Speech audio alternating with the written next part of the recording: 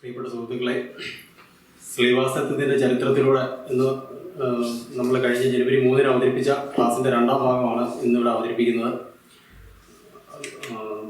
സമയം കളയാതെ തന്നെ നേരെ സെമിനാറിലേക്ക് തന്നെ കടക്കുകയാണ്.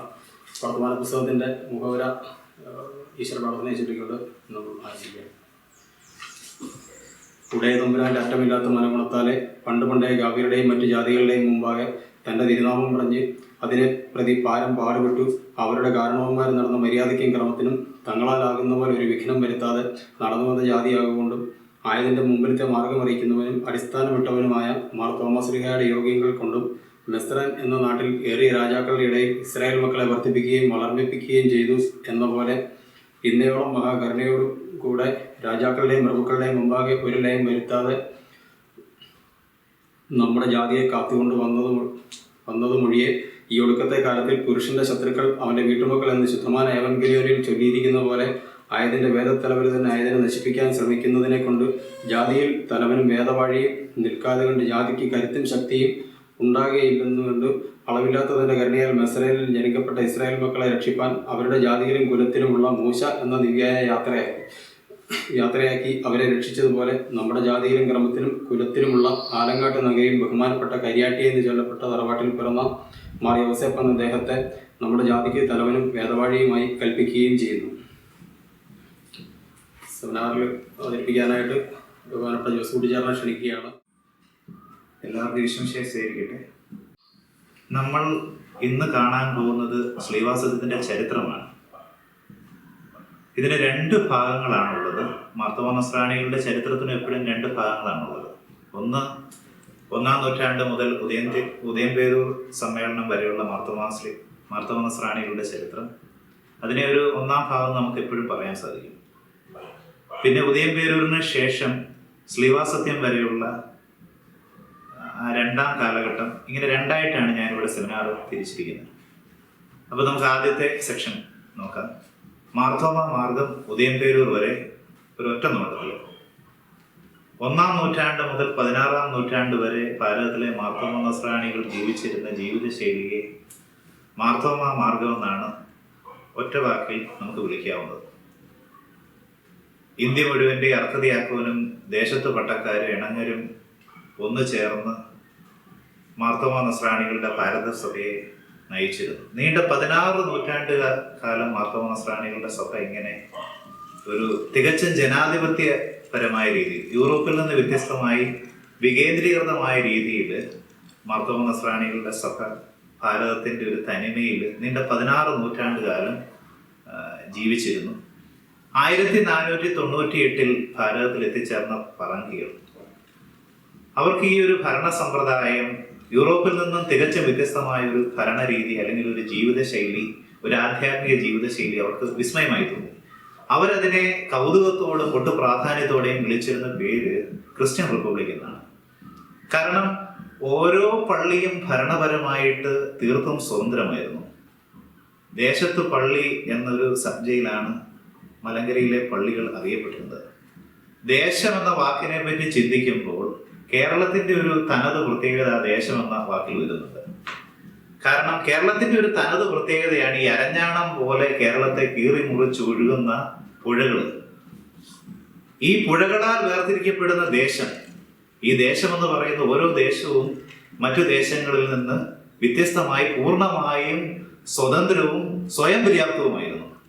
അങ്ങനെ ഒരു ദേശത്തിന് ഒരു പള്ളി, അതായത് ഈ ടേം വന്നത് 8-ാം നൂറ്റാണ്ട് മുതൽ കേരളത്തിന്റെ സാമൂഹിക വ്യവസ്ഥയിൽ ഒരു പുതിയ ക്രമം കൊണ്ടുവന്ന, അതായത് യഹൂദ ദ്രാവിഡ പശ്ചാത്തലത്തിലുള്ള പേർഷ്യൻ സഭയുടെ വിശ്വാസ രീതികൾ ഒരു ജീവിതശൈലിയാക്കി മാറ്റിയ ഒരു സമൂഹത്തിൽ 8-ാം നൂറ്റാണ്ടോടുകൂടി വന്ന ഒരു ബ്രാഹ്മണ മേധാവിത്വവും ജാതി വ്യവസ്ഥയും സാരമായ മാറ്റങ്ങൾ കൊണ്ടുവരികയുണ്ടായി.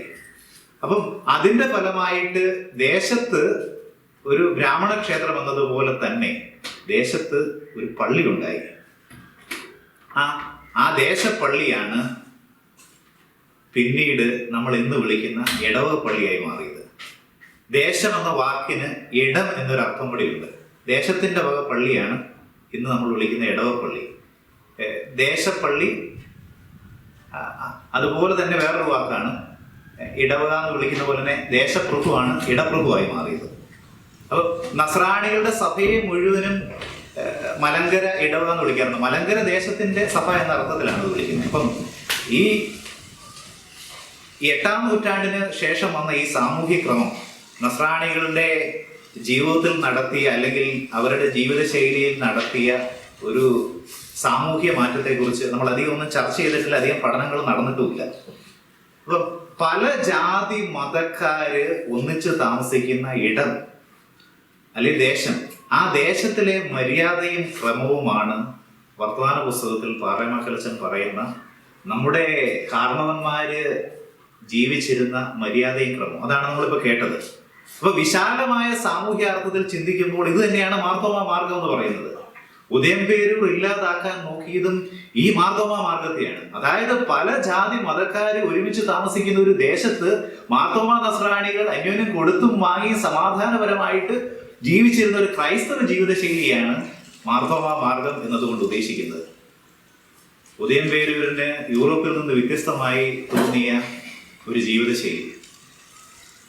അപ്പോൾ 8-ാം നൂറ്റാണ്ടോടുകൂടി വന്ന ഈ സാമൂഹിക മാറ്റത്തിന്റെ ഫലമായിട്ട് ഭാരതത്തിലെ സഭയുടെ അർക്കതിയാക്കുവൻ, ജാതിക്ക് തലവനായി മാറി അർക്കതിയാക്കുവൻ ഭാരത സഭയുടെ അധികാരിയും അതേസമയം പൗരസ്ത്യ ദേശത്ത് നിന്ന് വരുന്ന താമസമെത്രാൻ സഭയുടെ ആധ്യാത്മിക ആത്മീയ കാര്യങ്ങൾ നോക്കുന്ന വൈദിക ശ്രേഷ്ഠനുമായി മാറി. പലപ്പോഴും ഈ പൗരസ്ത്യ ദേശത്ത് നിന്ന് വരുന്ന മെത്രാൻ ഇല്ലാത്തപ്പോഴും അല്ലെങ്കിൽ ഇവിടെ ലഭ്യമല്ലാതിരുന്ന അവസ്ഥയിലും ഭരണം അല്ലെങ്കിൽ ഭാരത സഭയുടെ ആധ്യാത്മിക ചൈതന്യം, അതിന്റെ ജീവിതശൈലി അമംഗുലം തുടർന്നു പോകുന്നു. അതിന്റെ കാരണം അദ്ദേഹത്തിന്റെ സാന്നിധ്യം പട്ടം കൊടുക്കാൻ മാത്രമേ ആവശ്യമുണ്ടായിരുന്നുള്ളൂ. അർക്കതിയാക്കാനാണ് സഭയുടെ ഭരണം നടത്തിയിരുന്നത്. അങ്ങനെ അങ്കമാലി കേന്ദ്രമാക്കി ഏകമായി വളർന്ന ഒരു സഭാ സമൂഹം, അതിനെയാണ് 1497 പറങ്കികൾ വരികയും 1 നൂറ്റാണ്ടിന് ശേഷം 1599 ഉദയംപേരൂർ സമ്മേളന ശേഷം പാശ്ചാത്യ മാതൃകയിലുള്ള ഒരു ക്രൈസ്തവ സമൂഹമാക്കി മാറ്റുവാൻ ശ്രമിച്ചത്. അപ്പോൾ തങ്ങൾക്ക് നഷ്ടപ്പെട്ട ഒരു ജീവിതശൈലി, തങ്ങൾക്ക് നഷ്ടപ്പെട്ട ഒരു ഉൾഭരണ സ്വാതന്ത്ര്യം, തങ്ങൾക്ക് നഷ്ടപ്പെട്ട ഒരു ജനാധിപത്യ സമ്പ്രദായം, ഇതിനെതിരെ, പറങ്കികളുടെ അടിമത്തത്തിനെതിരെ നീണ്ട 53-ൽ പരം വർഷങ്ങള് മാർത്തോമാ നസ്രാണികൾ നടത്തിയ വിവിധങ്ങളായ സമരങ്ങളുടെ ഒരു ചരിത്രം രേഖപ്പെടുത്തിയ അടയാളം ആണ് 1653-ലെ ശ്രീവാസത്യം. അത് നമ്മൾ കഴിഞ്ഞ ക്ലാസ്സിൽ ചർച്ച ചെയ്തതാണ്. ഇനി ആ ഉദയംപേരൂരിൽ നിന്ന് ശ്രീവാസത്യത്തിലേക്ക് 2-ാം പാർട്ടിലേക്ക് നമ്മൾ വരികയാണ്. 1599 ജൂൺ 20 മുതൽ 27 വരെ എറണാകുളത്തിന് സമീപത്തുള്ള ഉദയംപേരൂർ ഗ്രാമത്തിൽ നടന്ന ഉദയംപേരൂർ സമ്മേളനം ഭാരതസഭയുടെ ചരിത്രത്തിലെ ഏറ്റവും നിർണായകമായ ഒന്നായിരുന്നു. അതിനുശേഷമാണ് ഭാരതസഭ ഇന്ന് കാണുന്ന പാശ്ചാത്യ മാതൃകയിലേക്ക് ക്രമീകരിക്കപ്പെടുന്നത്. ഉദയംപേരൂർ സമ്മേളന ശേഷം ഭാരതത്തിലെ മാർത്തോമാ നസ്രാണികളുടെ ഏകമായിരുന്ന അങ്കമാലി കേന്ദ്രമാക്കി വളർന്ന സഭ അത് പതിരുവാദോ ഗോവയുടെ കീഴിൽ സാമന്ത രൂപതയായിട്ട് താഴ്ത്തപ്പെടുന്നു. സുറിയാനി അറിയാവുന്ന ഏക മേന്മയുണ്ടായിരുന്ന ഫ്രാൻസിസ് റോസ്, ഈശോ സഭക്കാരനായ ഫ്രാൻസിസ് റോസ് ഭാരതസഭയുടെ മെത്രാനായി വരുന്നു. 1603 മെത്രാനായ ഉടൻ തന്നെ ഫ്രാൻസിസ് റോസ് മെത്രാൻ അങ്കമാലിയിൽ ഒരു സിനഡ് വിളിച്ചു കൂട്ടുന്നു. അപ്പോൾ ഉദയംപേരൂർ സൂനോദോസ് കവർന്നെടുത്തിട്ടും അവശേഷിച്ചിരുന്ന അർക്കതിയാക്കോന്റെ അധികാരങ്ങൾ ഈ സിനഡ് വഴി അദ്ദേഹം മെത്രാനിൽ തന്നെ, അതായത് ഫ്രാൻസിസ് റോസിൽ തന്നെ, തന്നിൽ തന്നെ അദ്ദേഹം കേന്ദ്രീകരിക്കുന്നു. അതോടൊപ്പം ഈശോ സഭക്കാര് തങ്ങളുടെ അധികാരം ഉപയോഗിച്ച്, തങ്ങളുടെ സ്വാധീനം ഉപയോഗിച്ച് റോമിലും പോർച്ചുഗലിലും പിടിമുറുക്കുന്നു. ഇതേ സമയം മറ്റു മിഷണറിമാർ, അവർക്ക് മുമ്പേ വന്നെത്തിയ മറ്റു മിഷണറിമാർ ഇവിടെ ഉണ്ടായിരുന്നു. ഫ്രാൻസിസ്കൻസും ഡൊമിനിക്കൻസും അഗസ്റ്റീനിയൻസും. അവരും ഭാരതസഭയുടെ മേലുള്ള അധികാരത്തെ ചൊല്ലി അല്ലെങ്കിൽ തങ്ങൾക്ക് കിട്ടണമെന്ന് ആവശ്യപ്പെട്ടുകൊണ്ട് ജെസ്യൂട്ടുകാരുമായിട്ട് കലഹം ആരംഭിക്കുന്നു. ഇതിനിടെ അടിച്ചമർത്തപ്പെട്ട ദൈവജനം തങ്ങൾക്ക് നഷ്ടപ്പെട്ട ജനാധിപത്യപരമായ ഉൾഭരണ സ്വാതന്ത്ര്യത്തെക്കുറിച്ചും അനുദിനം നഷ്ടപ്പെട്ടുകൊണ്ടിരിക്കുന്ന പൗരസ്ത്യ പാരമ്പര്യങ്ങളെക്കുറിച്ചും ബോധവാന്മാരായി ഈ പുതിയ സഭാഭരണത്തിനെതിരെ പ്രതിഷേധം ആരംഭിക്കുന്നു. ഈ പ്രതിഷേധം മനസ്സിലാക്കിയ റോസ് മെത്രാൻ ഭയചകിതനായി അങ്കമാലിയിൽ നിന്ന് തൻ്റെ താമസം ആദ്യം വടക്കൻ പറവൂർക്ക് മാറ്റുന്നു. കാരണം നസ്രാണികളുടെ പ്രബലമായ കേന്ദ്രമാണ് അങ്കമാലി. 1605 അദ്ദേഹം വടക്കൻ പറവൂരിൽ നിന്ന് തൻ്റെ താമസം കൊടുങ്ങല്ലൂരേക്ക് മാറ്റുന്നു. കാരണം കൊടുങ്ങല്ലൂര് പോർച്ചുഗീസ് കോട്ടയും പോർച്ചുഗീസ് സൈന്യത്തിന്റെ സംരക്ഷണവും ഉണ്ടാകും. അദ്ദേഹം കൊടുങ്ങല്ലൂരിലേക്ക് 1605 തൻ്റെ ആസ്ഥാനം മാറ്റുന്നു. 1608 നസ്രാണികളുടെ നിവേദനങ്ങളുടെയും പ്രതിഷേധങ്ങളുടെയും ചെറുത്തുനിൽപ്പിന്റെയും ഫലമായിട്ട് അങ്കമാലിക്ക് നഷ്ടപ്പെട്ടു പോയ അതിരൂപതാ സ്ഥാനം വീണ്ടും തിരിച്ചു കിട്ടുന്നു. 1609 പക്ഷേ ഒരു ദുര്യോഗം മാർത്തോമ നസ്രാണികളെ പിടികൂടുന്നു. ഇന്ത്യ മുഴുവൻ്റെയും അധികാരം മാർത്തോമ നസ്രാണികളുടെ സഭയ്ക്ക് നഷ്ടപ്പെടുന്നു. ആ അധികാരം റോം എടുത്തു കളയുന്നു. മാർത്തോമ നസ്രാണികളുടെ മെത്രാൻ അറിയപ്പെട്ടിരുന്നത് തറാദ് കോൽഹെന്തോ എന്നാണ്. ഇന്ത്യ മുഴുവൻ്റെയും വാതിലും കവാടവും എന്നാണ്. ഇന്ന് നമുക്ക് ആ അധികാരം തിരിച്ചു കിട്ടിയിട്ടുണ്ട്. ആലഞ്ചേരി പിതാവിനെ വിളിക്കാവുന്ന അല്ലെങ്കിൽ വിശേഷിപ്പിക്കാവുന്ന പദമാണ് തറാദ് കോൽഹെന്തോ. ഇന്ത്യ മുഴുവൻ്റെയും സുവിശേഷവൽക്കരണത്തിന്റെ വാതിലും കവാടവും. ഉദയംപേരൂരിന് ശേഷം നഷ്ടപ്പെട്ട അധികാരം ഈ അടുത്ത നാളിൽ നമുക്ക് തിരിച്ചു കിട്ടി. ബേസഫ്രൈം നസ്രാണി ദേറായിലെ കുർബാനയിൽ കാറോസൂസയിൽ ആലഞ്ചേരി പിതാവിനെ തറാദ് കോൽഹെന്തോ എന്നാണ് വിശേഷിപ്പിച്ചിരുന്നത്. ഞങ്ങളുടെ വീട് വീട്ടിലെ കുരിശുവരയിലും ആലഞ്ചേരി പിതാവിനെ ഈ ടൈറ്റിൽ ഉപയോഗിച്ചാണ് വിശേഷിപ്പിക്കുന്നത് അല്ലെങ്കിൽ വിളിക്കുന്നത്. ഇന്ന് മാർത്തോമ നസ്രാണികൾക്ക് പ്രത്യേകിച്ച് സീറോ മലബാർ സഭയുടെ തലവന് അവകാശപ്പെടാവുന്ന നൂറ്റാണ്ടുകൾക്ക് മുമ്പേ ഉള്ള ഇന്ത്യ എന്നൊരു ആശയം ഇന്ത്യക്കാരുടെ മനസ്സിൽ രൂപം കൊള്ളുന്നതിന് മുമ്പ്, അതിന് നൂറ്റാണ്ടുകൾക്ക് മുമ്പ് മാർത്തോമ നസ്രാണികളുടെ മെത്രാനെ വിശേഷിപ്പിച്ചിരുന്ന പദമാണ് ഇന്ത്യയുടെ വാതിലും കവാടവും, തറാദ് കോൽഹെന്തോ. അപ്പൊ ആ പദവി 1609 മാർത്തോമ നസ്രാണികളുടെ അങ്കമാലി രൂപതയ്ക്ക് നഷ്ടപ്പെടുന്നു. 1609 ഡിസംബർ 3 രൂപത ആസ്ഥാനം കൊടുങ്ങല്ലൂരായി റോമിൽ നിന്ന് കൽപ്പന ഉണ്ടാകുന്നു. അതിനു മുമ്പ് തന്നെ ഫ്രാൻസിസ് റോസ് മെത്രാൻ കൊടുങ്ങല്ലൂരേക്ക് തന്റെ താവളം മാറ്റിയിരുന്നു. കൊടുങ്ങല്ലൂർ അതോടൊപ്പം തന്നെ പതിരുവാദോയുടെ കീഴിലുള്ള 4 ലത്തീൻ രൂപതകളിൽ ഒന്നായിട്ട് മാറുന്നു. മൈലാപ്പൂർ രൂപതയ്ക്കും കൊച്ചിക്കും ഇടയ്ക്ക് ഭൂമിശാസ്ത്രപരമായിട്ട് കൊടുങ്ങല്ലൂർ രൂപതയുടെ അതിർത്തികൾ നിശ്ചയിക്കപ്പെടുന്നു അല്ലെങ്കിൽ തളയ്ക്കപ്പെടുന്നു. അതോടൊപ്പം കൊച്ചി രൂപതയിൽ വന്നിരുന്ന ലത്തീൻ പള്ളികൾ, പള്ളിപ്പുറം, കൊടുങ്ങല്ലൂർ, കോഴിക്കോട്, ഇവിടുത്തെ ലത്തീൻ പള്ളികൾ കൊടുങ്ങല്ലൂരും വരുന്നു. കൊടുങ്ങല്ലൂർ രൂപതയിൽ ഉണ്ടായിരുന്ന അല്ലെങ്കിൽ പഴയ അങ്കമാലി രൂപതയിൽ ഉണ്ടായിരുന്ന കൊച്ചിയും മട്ടാഞ്ചേരിയും പള്ളുരുത്തിയും ഇവിടുത്തെ പള്ളികൾ, ഈ സുറിയാനി പള്ളികൾ കൊച്ചി രൂപതയിലും വരുന്നു.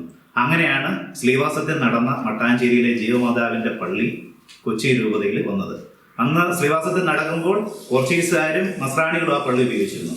ഇന്നത് പൂർണ്ണമായും കൊച്ചി രൂപതയുടെ കീഴിലുള്ള ലത്തീൻ പള്ളിയാണ്. 1599 ഉദയംപേരൂർ സമ്മേളനത്തിൽ ഈ മട്ടാഞ്ചേരിയിൽ നിന്ന് ജീവമാതാവ് പള്ളിയും പങ്കെടുത്തിരുന്നു. അപ്പൊ ഈ സാഹചര്യത്തിൽ പോർച്ചുഗീസ് കോട്ടയുടെ അല്ലെങ്കിൽ പോർച്ചുഗീസ് സൈന്യത്തിന്റെ ആസ്ഥാനമായ കൊടുങ്ങല്ലൂര് താമസിക്കുന്നത് ബുദ്ധിയല്ല എന്ന് മനസ്സിലാക്കി, തന്റെ ജീവന് ഭീഷണിയുണ്ടെന്ന് മനസ്സിലാക്കി അർക്കദിയാക്കോൻ ശ്രീവായുടെ മാർ ഗീറോറിയസ് കൊടുങ്ങല്ലൂർ ഉപേക്ഷിച്ച് നസ്രാണി കേന്ദ്രമായ ആലങ്ങാട് പാർക്കുന്നു. അർക്കദിയാക്കോനെ പിടിക്കുവാനായിട്ട് പോർച്ചുഗീസ് വൈസ്രോയി ഉത്തരവിടുന്നു. പക്ഷേ നാട്ടുരാജാക്കന്മാരുടെ ഭരണസീമയിലുള്ള ആലങ്ങാട്ട് നിന്നും അർക്കദിയാക്കോനെ പിടിക്കുക അത്ര എളുപ്പമായിരുന്നില്ല. പക്ഷെ കൊച്ചി രാജാവ് സാമൂഹികമായിട്ടുള്ള യുദ്ധത്തിൽ പോർച്ചുഗീസ് സഹായം പ്രതീക്ഷിച്ച് അർക്കദിയാക്കോനെ തന്റെ രാജ്യത്തു നിന്ന് പുറത്താക്കുന്നു. പക്ഷേ പിന്നീട് അദ്ദേഹം അർക്കദിയാക്കോനുമായിട്ട് അടുക്കുകയും അദ്ദേഹത്തെ പിന്തുണയ്ക്കുകയും ചെയ്യുന്നുണ്ട്. 1618 യാതൊരു അധികാരമില്ലാഞ്ഞിട്ടും തന്റെ അധികാരം മുഴുവൻ കവർന്നെടുത്തിട്ടും അർക്കദിയാക്കോൻ ഈശോ സഭക്കാരെ മലങ്കരയിൽ പ്രവേശിക്കുന്നത് നിരോധിക്കുന്നു. അധികാരമില്ലാത്ത അർക്കദിയാക്കോനാണ് മാർത്തോമ നസ്രാണികളുടെ സഭയിൽ ഈശോ സഭക്കാരുടെ കൈകടത്തൽ നിരോധിക്കുന്നത്. 1620 റോസ് മെത്രാനെ അർക്കദിയാക്കോൻ ബഹിഷ്കരിക്കുന്നു. ഈ ബഹിഷ്കരണം 1624 വരെ നീണ്ട 4 വർഷങ്ങൾ അർക്കദിയാക്കോനും റോസ് മെത്രാനുമായിട്ടുണ്ടായിരുന്നു. അതായത് 1624 റോസ് മെത്രാന്റെ മരണം സംഭവിക്കുന്നത്. അതുവരെ ഈ ബഹിഷ്കരണം അർക്കദിയാക്കോൻ തുടർന്നിരുന്നു. 1624 ഫ്രാൻസിസ് റോസ് മെത്രാന്റെ മരണശേഷം സ്റ്റീഫൻ ബ്രിട്ടോ അധികാരം ഏറ്റെടുക്കുന്നു. അദ്ദേഹം നേരത്തെ തന്നെ അർക്കദിയാക്കോനോട് അനുഭാവമുള്ള ആളായിരുന്നു. അർക്കദിയാക്കോൻ സഹിക്കുന്ന നീതി നിഷേധത്തെ ചൊല്ലി, അനീതിയെ ചൊല്ലി ബ്രിട്ടോ മെത്രാന് നേരത്തെ തന്നെ അർക്കദിയാക്കോനോട് സഹാനുഭൂതി ഉണ്ടായിരുന്നു. അതുകൊണ്ട് തന്നെ ഇവർ തമ്മിൽ വളരെ നന്നായിട്ട് ഒരു തുടക്കം അവർക്ക് തുടങ്ങുവാൻ സാധിച്ചു. 1626 ഇടപ്പള്ളിയിൽ ബ്രിട്ടോ മെത്രാനും അർക്കദിയാക്കോനും ചേർന്ന് പൗരസ്ത്യ മാതൃകയിൽ ഒരു മാർത്തോമാ ദേറ ആരംഭിക്കുന്നു.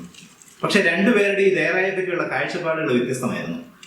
പൗരസ്ത്യരുടെ കാഴ്ചപ്പാടും പാശ്ചാത്യരുടെ കാഴ്ചപ്പാടും വ്യത്യസ്തമായിരുന്നു. അതുകൊണ്ട് തന്നെ ഈ ദേറയുടെ പേരിൽ പിന്നീട് പ്രശ്നങ്ങൾ ഉണ്ടാകും. 1627 ഡൊമിനിക്കൻ വൈദികനായ ഫ്രാൻസിസ് ഡൊണാത്തി അർക്കദിയാക്കോന്റെ താല്പര്യപ്രകാരം കടുത്തുരുത്തിയിൽ ഒരു വൈദിക പരിശീലന കേന്ദ്രം അഥവാ സെമിനാരി തുടങ്ങുന്നു. ഇന്ന് കടുത്തുരുത്തി താഴത്ത് പള്ളിയുടെ സെമിത്തേരി ചാപ്പൽ ഇരിക്കുന്ന സ്ഥലത്തായിരുന്നു ആ സെമിനാരി ഉണ്ടായിരുന്നത്. അർക്കദിയാക്കോൻ ഡൊമിനിക്കൻ വൈദികരെ മലങ്കരയിൽ പ്രവേശിപ്പിച്ചതും ഇങ്ങനെ ഒരു വൈദിക പരിശീലന കേന്ദ്രം തുടങ്ങുവാനായിട്ട് അനുവാദം കൊടുത്തതും ഈശോ സഭക്കാർക്ക് ഇഷ്ടപ്പെട്ടില്ല. കാരണം തങ്ങൾ കരുതി വെച്ചിരുന്ന തങ്ങളുടെ അധികാരത്തിലുള്ള ഒരു കൈകടത്തലായിട്ടാണ് അവർക്ക് തോന്നിയത്. അതുകൊണ്ട് തന്നെ നന്നായി തുടങ്ങിയ ബ്രിട്ടോ മെത്രാനും അർക്കദിയാക്കോനും തമ്മിൽ അകൽച്ചയിലായി. അർക്കദിയാക്കോന്റെ പരാതിയിന്മേൽ 1633 മലങ്കരയിൽ എല്ലാ സഭാ സമൂഹങ്ങളെയും പ്രവേശിപ്പിച്ചുകൊണ്ട് 8ാം ഉർബൻ മാർപ്പാപ്പ കൽപ്പന പുറപ്പെടുവിക്കുന്നു. പക്ഷേ ഈശോ സഭക്കാർ വളരെ നയപരമായിട്ട് ലിസ്ബണിൽ സ്വാധീനിച്ച് ഈ കൽപ്പന പൂഴ്ത്തിവെപ്പിക്കുന്നു. കാരണം പോർച്ചുഗീസ് പതിരുവാദോയ്ക്ക് അല്ലെങ്കിൽ പോർച്ചുഗൽ ഗവൺമെന്റിന്, പോർച്ചുഗൽ രാജാധിപത്യത്തിന് തങ്ങളുടെ താല്പര്യങ്ങൾ സംരക്ഷിക്കുവാൻ, സാമ്രാജ്യത്വപരമായ തങ്ങളുടെ മോഹങ്ങൾ സംരക്ഷിക്കുവാൻ ഈശോ സഭക്കാരെക്കാളും നല്ല ഒരു സഭാസമൂഹം വേറെയില്ലായിരുന്നു. കാരണം വളരെ ക്രമീകൃതമായ രീതിയിൽ അടുക്കും ചിട്ടയോടെ ഒരു പട്ടാള ചിട്ടയിൽ തങ്ങളുടെ സാമ്രാജ്യത്വ താല്പര്യങ്ങൾ സംരക്ഷിക്കുവാൻ ഏറ്റവും കൂടുതൽ തങ്ങളെ സഹായിക്കുക ജെസ്യൂട്ടുകാരായിരുന്നെന്ന് അവർക്ക് ബോധ്യമുണ്ടായിരുന്നു. നാട്ടുകാരനായ അർക്കദിയാക്കോനും വിദേശിയായ ബ്രിട്ടോ മെത്രാനും തമ്മിൽ ഭരണം നടത്തുമ്പോൾ തന്നേക്കാൾ മികച്ച ഭരണകർത്താവാണ് അർക്കദിയാക്കോൻ എന്ന് മനസ്സിലാക്കിയപ്പോൾ ബ്രിട്ടോ മെത്രാന് അർക്കദിയാക്കോന്റെ ഭരണപാടവത്തിൽ അസ്വസ്ഥതയുണ്ടാകുന്നു. ഇടപ്പള്ളി ആശ്രമത്തിൽ പുതുതായി ചേർന്ന കത്തനാരെ യാതൊരു കാരണവുമില്ലാതെ, കാരണം കത്തനാർമാർക്ക് വേണ്ടിയുള്ള ഒരു ദേറയായിരുന്നു ഇടപ്പള്ളി മാർത്തോമാ ദേറ, അവിടെ പുതുതായിട്ട് ചേർന്ന കത്തനാരെ തന്റെ അനുവാദം വാങ്ങിയില്ല എന്നൊരു കാരണം പറഞ്ഞ് ബ്രിട്ടോ മെത്രാൻ പുറത്താക്കുന്നു. ബ്രിട്ടോ മെത്രാന്റെ ഈ തീരുമാനത്തെ അർക്കദിയാക്കോൻ എതിർക്കുന്നു. പക്ഷേ നീതി അർക്കദിയാക്കോന്റെ ഭാഗത്തായതുകൊണ്ട് ബ്രിട്ടോ മെത്രാന് അർക്കദിയാക്കോന്റെ തീരുമാനത്തിന് കീഴടങ്ങേണ്ടി വരുന്നു. അദ്ദേഹം പുറത്താക്കൽ തീരുമാനം പിൻവലിക്കുന്നു. അതോടൊപ്പം ഈ മാർത്തോമാ ദേറ പ്രശ്നമാകുമെന്ന് മനസ്സിലാക്കിയ പോർച്ചുഗീസുകാര് റോമിൽ നിന്നും എടപ്പള്ളി ദേറായ്ക്ക് അംഗീകാരം കിട്ടാതിരിക്കുവാനായിട്ട് പരിശ്രമിക്കുന്നു. 1632 ഇങ്ങനെ ഇരിക്കെ ഡിസംബറിൽ ഒരു മഹാപള്ളിയോഗം ഇടപ്പള്ളിയിൽ അർക്കദിയാക്കോൻ വിളിച്ചുകൂട്ടി. ആ യോഗം ചില തീരുമാനങ്ങൾ എടുക്കുന്നു. 1. ഈശോ സഭക്കാരെ തങ്ങളുടെ പള്ളികളിൽ ഇനിമേലിൽ കയറ്റില്ല. 2. ആർച്ച് ബിഷപ്പിന്റെ തീരുമാനങ്ങൾ അർക്കദിയാക്കോന്റെ ഒപ്പില്ലാതെ അനുസരിക്കില്ല. 3. സുറിയാനെ അറിയാവുന്നതും എന്നാൽ ഈശോ സഭക്കാരനല്ലാത്തതുമായ ഒരു വൈദികനെ ബ്രിട്ടോയുടെ പിൻഗാമിയായിട്ട് മെത്രാനായിട്ട് അവരോധിക്കണം. 4. നസ്രാണി യുവാക്കളെ വൈപ്പിൻകോട്ട സെമിനാരിയിലേക്ക് അയക്കില്ല. ഈ യോഗം ഏകകണ്ഠമായി എടുത്ത തീരുമാനത്തിന് മുമ്പിൽ ബ്രിട്ടോ മെത്രാന് തലകുനിക്കേണ്ടി വന്നു. യോഗത്തിന്റെ തീരുമാനങ്ങൾ മിക്കതും അദ്ദേഹം അംഗീകരിക്കുന്നു. അങ്ങനെ പുതിയൊരു ഉടമ്പടി ചെയ്യുന്നു. അർക്കദിയാക്കോന്റെ സമ്മതമില്ലാതെ പട്ടം കൊടുക്കുവാനോ വികാരിമാരെ മലങ്കരയിൽ നിയമിക്കുവാനോ സ്ഥലം മാറ്റാനോ മഹറവൻ ചെല്ലാനോ പിൻവലിക്കാനോ ആർച്ച് ബിഷപ്പിന് അധികാരമില്ല. പോർച്ചുഗീസുകാരെ സംബന്ധിച്ചിടത്തോളം ദൂരവ്യാപകമായ പ്രത്യാഘാതങ്ങൾ ഉണ്ടാക്കുന്ന ഒരു ഉടമ്പടിയായിരുന്നു ഇത്. കാരണം ഉദയംപേരൂരിലും 1603 ഫ്രാൻസിസ് റോസ് മെത്രാൻ വിളിച്ചുകൂട്ടി അങ്കമാലിയിലെ സിനഡിലും കവർന്നെടുത്ത അർക്കദിയാക്കോന്റെ അധികാരങ്ങൾ അർക്കദിയാക്കോൻ ഈ ഉടമ്പടിയിലൂടെ തിരിച്ചു പിടിച്ചിരിക്കുന്നു.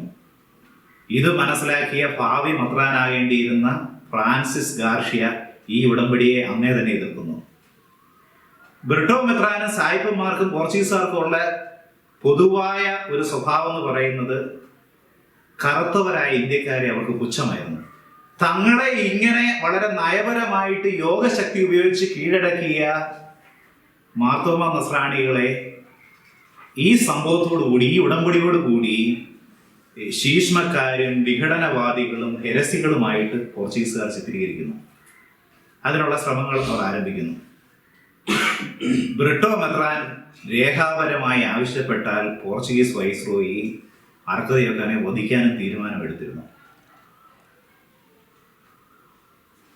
അർക്കതിയാക്കോനും നസ്രാണികളും ഈശോ സഭക്കാർക്കും അവരുടെ ആർച്ച് ബിഷപ്പിനുമെതിരെ പകരം റോമിലും പോർച്ചുഗലിലും ഇവർക്കെതിരെ പരാതികൾ ഈശോ സഭക്കാർക്കും ബ്രിട്ടോ മെത്രാനുമെതിരെ പരാതികൾ റോമിലും പോർച്ചുഗലിലും അയച്ചുകൊണ്ടേയിരിക്കുന്നു. ഡൊമിനിക്കൻ സന്യാസിമാരും അഗസ്റ്റീനിയൻ സന്യസ്തരും ഫ്രാൻസിസ്കൻസും ഇങ്ങനെ കലങ്ങിയ വെള്ളത്തിൽ മീൻ പിടിക്കുവാനായിട്ട് ഈ കത്തുകൾ റോമിലേക്കും പോർച്ചുഗലിലേക്കും അയക്കുന്ന കാര്യത്തിൽ അർക്കതിയാക്കാനെ നിർബാധം പിന്തുണച്ചിരുന്നു. പക്ഷേ തെക്കും ഭാഗക്കാരായ അഞ്ചരപ്പള്ളികളുടെ അല്ലെങ്കിൽ അഞ്ചരപ്പള്ളിക്കാരുടെ പിന്തുണ അർക്കതിയാക്കോന് ലഭിച്ചതുമില്ല. ഇത് കൂടാതെ നമ്മളിപ്പോൾ പറഞ്ഞു വരുന്നത് 1601 മുതൽ 1640 വരെയുള്ള ഒരു നസ്രാണി സഭയുടെ ചരിത്രമാണ്, അല്ലെങ്കിൽ പോർച്ചുഗീസുകാരുമായുള്ള ഏറ്റുമുട്ടലിന്റെ ചരിത്രമാണ്. ഇതിനിടെ ഇതര ചെറുതെങ്കിലും അത്ര ചെറുതല്ലാത്ത ഇതര കാരണങ്ങൾ കൂടി ഉണ്ടായിരുന്നു. ഒന്ന്, വൈപ്പിൻകോട്ട സെമിനാരിയിലെ പഠന നിലവാരം വളരെ മോശമായിരുന്നു, അല്ലെങ്കിൽ നിലവാരം കുറഞ്ഞതായിരുന്നു. അതിന്റെ ഒന്നാമത്തെ കാരണം സുറിയാനി അറിയാവുന്ന സായിപ്പച്ചന്മാർ അവിടെ ഇല്ലായിരുന്നു. ഫ്രാൻസിസ് റോസ് മെത്രാന് ശേഷം സുറിയാനി അറിയാവുന്ന ഒരു സായിപ്പച്ചൻ അവിടെ നസ്രാണി യുവാക്കളെ പഠിപ്പിക്കുവാനില്ലായിരുന്നു. രണ്ടാമത്തെ കാരണം, സുറിയാനി അറിയാവുന്ന കടവിൽ ചാണ്ടിക്കത്തനാരെ പോലെ അതിപ്രഗത്ഭന്മാരായ നാട്ടുകാർ കത്തനാന്മാർ ഉണ്ടായിരുന്നപ്പോഴും കറുത്തവരായ കത്തനാർമാരെ, മൽപ്പാന്മാരെ സെമിനാരിയിൽ അധ്യാപകരായിട്ട് നിയമിച്ച് അവരെ അംഗീകരിക്കുവാനായിട്ട് സാഹിബ് തയ്യാറായിരുന്നില്ല. അതുകൊണ്ട് തന്നെ വൈപ്പിൻകോട്ട സെമിനാരിയിലെ നസ്രാണി യുവാക്കളുടെ വൈദിക പരിശീലനം വളരെ നിലവാരം താഴ്ന്നതായിരുന്നു. 1632 യോഗ തീരുമാനം അനുസരിച്ച്, നമ്മൾ നേരത്തെ പറഞ്ഞ ആ യോഗ തീരുമാനമാണ്, അതിന്റെ ഉടമ്പടി വയ്ക്കുന്ന 1633 ആ യോഗ തീരുമാനം അനുസരിച്ച് നസ്രാണികൾ വൈപ്പിൻകോട്ട സെമിനാരിയിലേക്ക് യുവാക്കളെ അയക്കാതെ പഴയ മൽപ്പാൻ ശിക്ഷണത്തിൽ, അതായത് പോർച്ചുഗീസുകാർ വരുന്നതിന് മുമ്പുണ്ടായി ഇവിടെ ഉണ്ടായിരുന്ന വൈദിക പരിശീലന രീതി പുനരാരംഭിക്കുവാനായിട്ട് തീരുമാനിക്കുന്നു. ദൈവജനത്തോട് കൂറില്ലാതെ പോർച്ചുഗലിന്റെ ശമ്പളം പറ്റി പ്രവർത്തിക്കുന്ന, അതിനോട് കൂറ് പുലർത്തുന്ന ഈശോ സഭക്കാരുടെ അല്ലെങ്കിൽ ഈശോ സഭക്കാരായ വൈദികരുടെ പ്രവർത്തനങ്ങളിൽ ദൈവജനവും അതൃപ്തരായിരുന്നു. ഉദയംപേരൂർ മുതൽ ആരംഭിച്ച വികാരി സംവിധാനത്തിൽ അതിനു മുമ്പ് നമ്മുടെ പള്ളിയോഗവും ഇടവയിലെ കത്തനാർമാരുമാണ് ദേശത്ത് പള്ളിയുടെ ഭരണം നടത്തിയിരുന്നത്. ദേശത്ത് പള്ളി എന്ന് പറഞ്ഞ പോലെ തന്നെയായിരുന്നു ദേശത്ത് പട്ടക്കാർ. അതിൽ ഏറ്റവും തലമുതിർന്ന പട്ടക്കാരനായിരുന്നു പള്ളിയുടെ കാര്യങ്ങൾ നോക്കിക്കൊണ്ടിരുന്നത്. അപ്പം ആ സംവിധാനം മാറ്റി ഉദയംപേരൂര് പോർച്ചുഗൽ രാജാവിന്റെ ഖജനാവിൽ നിന്ന് ശമ്പളം കൊടുക്കുന്ന പതിവ് ആരംഭിച്ചു. പക്ഷെ വാഗ്ദാനം ചെയ്യപ്പെട്ടിരുന്ന തുകയുടെ പകുതി പോലും കത്തനാർമാർക്ക് ലഭിച്ചിരുന്നില്ല. അല്ലെങ്കിൽ ആ ശമ്പളം നേർപകുതിയായിട്ട് ഈ ഇന്ത്യയിലെ പോർച്ചുഗീസ് സംവിധാനം നേരിടുന്ന സാമ്പത്തിക പ്രതിസന്ധി കൊണ്ട് അത് നേർപകുതിയായിട്ട് വെട്ടിക്കുറച്ചിരുന്നു. അപ്പൊ ഇത് നാട്ടുകാരായ കത്തനാർമാർക്ക് ഈ പതിർവാദ സംവിധാനത്തോട് ഒരു അതൃപ്തി തോന്നി. കാരണം അവരുടെ ഒരു ജീവിത മാർഗം ഈ വാഗ്ദാനം ചെയ്യപ്പെട്ടിരുന്ന പ്രതിഫലത്തിന്റെ പകുതി പോലും അവർക്ക് ലഭ്യമല്ല. 1634 കത്തനാർമാർ ആർച്ച് ബിഷപ്പിനെതിരെ പ്രതിഷേധം സംഘടിപ്പിക്കുന്നു. തങ്ങൾക്ക് മാന്യമായ, തങ്ങൾക്ക് വാഗ്ദാനം ചെയ്തിരുന്ന പ്രതിഫലം തങ്ങൾക്ക് ലഭിക്കണമെന്ന് അവർ ആർച്ച് ബിഷപ്പിന് നിവേദനം സമർപ്പിക്കുന്നു. വികാരി സംവിധാനത്തിന് മുമ്പ് പള്ളിയോഗ ഭരണത്തിൽ ദൈവജനം കൊടുത്തിരുന്ന തുക കൊണ്ടാണ്, അല്ലെങ്കിൽ വരവ് കൊണ്ടാണ്, വരുമാനം കൊണ്ടാണ് കത്തനാർമാർ ജീവിച്ചിരുന്നത്. അപ്പൊ ആ ഒരു പള്ളിയിൽ കിട്ടുന്ന വരുമാനം എല്ലാ കത്തനാർമാർക്കും തുല്യമായി വീതിച്ചിരുന്നു. ആ സമ്പ്രദായമാണ് ഇപ്പോഴുള്ള വികാരി സംവിധാനത്തെക്കാളും മെച്ചമെന്ന് കത്തനാർമാർക്ക് തോന്നിത്തുടങ്ങി.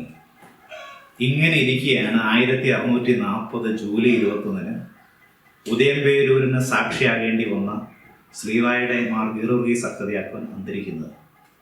അദ്ദേഹത്തിൻ്റെ തന്നെ മരുമകൻ ചെറുപ്പക്കാരനായ മിശിഹായുടെ തോമാ അർക്കദിയാക്കോൻ, അദ്ദേഹം ആ സ്ഥാനപ്പേരിലാണ് പിൻഗാമിയാകുന്നത്. 1641 അടുത്ത വർഷം ആർച്ച് ബിഷപ്പ് സ്റ്റീഫൻ ബ്രിട്ടോ നിര്യാതനാകുന്നു. പകരം കർക്കശക്കാരനായ നിയുക്ത ആർച്ച് ബിഷപ്പ് ഫ്രാൻസിസ് ഗാർഷ്യ അവരോധിതനാകുന്നു. ബ്രിട്ടോയെ പോലെ തന്നെ ഒരു കാര്യത്തിൽ ഗാർഷ്യയ്ക്കും സമാനതയുണ്ടായിരുന്നു. ഒരേ ഒരു കാര്യത്തിൽ രണ്ടുപേർക്കും സുറിയാനി അറിഞ്ഞുകൂടായിരുന്നു. അതുകൊണ്ട് തന്നെ മാർത്തോമ നസ്രാണികളുടെ പോർച്ചുഗൽ മെത്രാനെ പറ്റിയുള്ള അതൃപ്തി വളരെ കൂടുതലായിരുന്നു. തുടക്കം മുതൽ തന്നെ ബ്രിട്ടോയിൽ നിന്ന് വ്യത്യസ്തമായിട്ട് ഗാർഷ്യ അർക്കദിയാക്കോനും തമ്മിൽ സംഘർഷത്തിൽ തന്നെയായിരുന്നു. മാർത്തോമ മാർഗത്തെ പുച്ഛത്തോടെ കണ്ടിരുന്ന ഗാർഷ്യ അർക്കദിയാക്കോന്റെ അധികാരങ്ങളെ തെല്ലും വകവച്ചില്ല. 1633 ഉടമ്പടിയോടുകൂടി അർക്കദിയാക്കോൻ വീണ്ടെടുത്ത അധികാരങ്ങളെ ഗാർഷ്യ മെത്രാൻ തെല്ലും വകവച്ചില്ല. അല്ലെങ്കിൽ ആ അധികാരത്തെ, മാർത്തോമ മാർഗത്തെ അർക്കദിയാക്കോന്റെ അധികാരത്തെ ഗാർഷ്യ മെത്രാൻ തീർത്തും പുച്ഛത്തോടെയാണ് കണ്ടിരുന്നത്. ഗാർഷ്യ വന്നതിന് ശേഷം ഇപ്പോഴും കത്രാർമാരുടെ സാമ്പത്തിക സ്ഥിതി വളരെ മോശമാണ്. ഈ സാമ്പത്തിക അവസ്ഥ കൂടുതൽ മോശമായിക്കൊണ്ടിരുന്നു. 1644 ഇടപ്പള്ളിയിൽ അർക്കദിയാക്കോൻ വിളിച്ചുകൂട്ടിയ യോഗത്തിൽ ഈ കത്തനാർമാരുടെ ഈ സാമ്പത്തിക ദുർബലാവസ്ഥയെ പറ്റി ചർച്ച ചെയ്തു. ആ യോഗശേഷം ഗാർഷ്യയുമായി നടന്ന കൂടിക്കാഴ്ചയിൽ നേർപകുതിയായി വെട്ടിച്ചുരുക്കപ്പെട്ട തങ്ങളുടെ ശമ്പളത്തെ പ്രതി ഗാർഷ്യയെ കത്തനാർമാർ ചോദ്യം ചെയ്യുന്നു. അവസാനം കൊച്ചി രാജാവ് ഇടപെട്ട് അദ്ദേഹത്തിന്റെ മധ്യസ്ഥതയിൽ ഉദയംപേരൂർ വാഗ്ദാനം ചെയ്തിരുന്ന, അല്ലെങ്കിൽ കരാർ പ്രകാരം വാഗ്ദാനം ചെയ്യപ്പെട്ടിരുന്ന തുകയുടെ 80% നൽകാമെന്ന് ഗാർഷ്യ സമ്മതിച്ചു. പക്ഷേ ഇന്ത്യയിലെ പോർച്ചുഗീസ് സംവിധാനം നേരിടുന്ന സാമ്പത്തിക പരാധീനത കൊണ്ട് ഗാർഷ്യയ്ക്ക് തന്റെ വാക്ക് പാലിക്കാനായില്ല. പക്ഷേ ഇതോടുകൂടി കത്തനാർമാരുടെ ഇടയിൽ ആർച്ച് ബിഷപ്പ് സംശയത്തിന്റെ നിഴലിലാവും. ആർച്ച് ബിഷപ്പ് സാമ്പത്തിക തിരിമറി നടത്തുന്നത് കൊണ്ടാണ് തങ്ങൾക്ക് അർഹതപ്പെട്ട വേതനം ലഭിക്കാതെ വരുന്നതെന്ന് കത്തനാർമാരുടെ ഇടയിൽ ഒരു ധാരണ പ്രചരിക്കുന്നു. ദൈവജനവും കത്തനാർമാരും തനിക്കെതിരാണെന്ന് മനസ്സിലാക്കിയ ഗാർഷ്യ അർക്കദിയാക്കോന്റെ ഈ ശക്തിയുടെ പ്രഭവ കേന്ദ്രം എടപ്പള്ളി ദേറായും ദേവാലയമാണെന്ന് തിരിച്ചറിയുന്നു. ഇനി ആ ദേറായ ഇത്രയും കാലം മാർത്തോമ ദേറ മുരടിപ്പിച്ച് നിർത്തിയിരിക്കുകയായിരുന്നു വളർച്ചയില്ലാതെ. അതിനെ എന്നേക്കുമായിട്ട് കൂട്ടിക്കുവാനായിട്ട് ഗാർഷ്യ മെത്രാൻ തീരുമാനിക്കുന്നു. ഗാർഷ്യ ഇങ്ങനെ തന്റെ കാർക്കശ്യം ശക്തമാക്കിയപ്പോൾ പോർച്ചുഗീസ് ഭരണത്തോടുള്ള എതിർപ്പ് നസ്രാണികളുടെ ഇടയിൽ, പ്രത്യേകിച്ച് കത്തനാർമാരുടെ ഇടയിൽ അതിശക്തമായി വളരുന്നു. അർക്കദിയാക്കോന്റെ അധികാരം ബഹുമാനിക്കപ്പെടാനും മാർത്തോമ മാർഗം തിരികെ മലങ്കരയിൽ ഭരണം നടത്തുവാനും ദൈവജനം ഒന്നടങ്കം ആഗ്രഹിച്ചു. മലങ്കരയിലെ ചില പള്ളിക്കാർ അർക്കദിയാക്കോന്റെ ഒപ്പില്ലാത്ത ആർച്ച് ബിഷപ്പിന്റെ കൽപ്പനകൾ അനുസരിക്കേണ്ടതില്ലെന്ന് തീരുമാനിച്ചു. അങ്ങനെ ഇരിക്കെ 1645 ഈ സംഘർഷങ്ങളുടെ ഒരു പാരമ്യത്തിൽ പുതുതായി സ്ഥാനമേറ്റ പോർച്ചുഗീസ് വൈസ്രോയി ഫിലിപ്പ് മസ്കരാനസ് അദ്ദേഹത്തിന്റെ ശ്രീലങ്കൻ സന്ദർശനം കഴിഞ്ഞ് കൊച്ചി സന്ദർശിക്കുന്നുവെന്ന് നസ്രാണികൾ മനസ്സിലാക്കി. തങ്ങൾ നേരിടുന്ന പോർച്ചുഗീസ് ഭദ്രവാദ സംവിധാനത്തിൽ തങ്ങൾ നേരിടുന്ന പ്രശ്നങ്ങൾ അവതരിപ്പിക്കുവാൻ ഇതാണ് ഏറ്റവും ഉചിതമായ സമയമെന്ന് അവർക്ക് തോന്നി. കടുത്തുരുത്തിയിൽ വെച്ച് മലങ്കര സഭയിലെ അന്നുവരെയുള്ള പണ്ഡിതന്മാരിൽ ഏറ്റവും അഗ്രഗണ്യനായ കടവിൽ ചാണ്ടിക്കത്തനാരുടെ സഹായത്തോടെ ഒരു നിവേദനം തയ്യാറാക്കുവാനായിട്ട് അർക്കദിയാക്കോൻ ശ്രമിക്കുന്നു.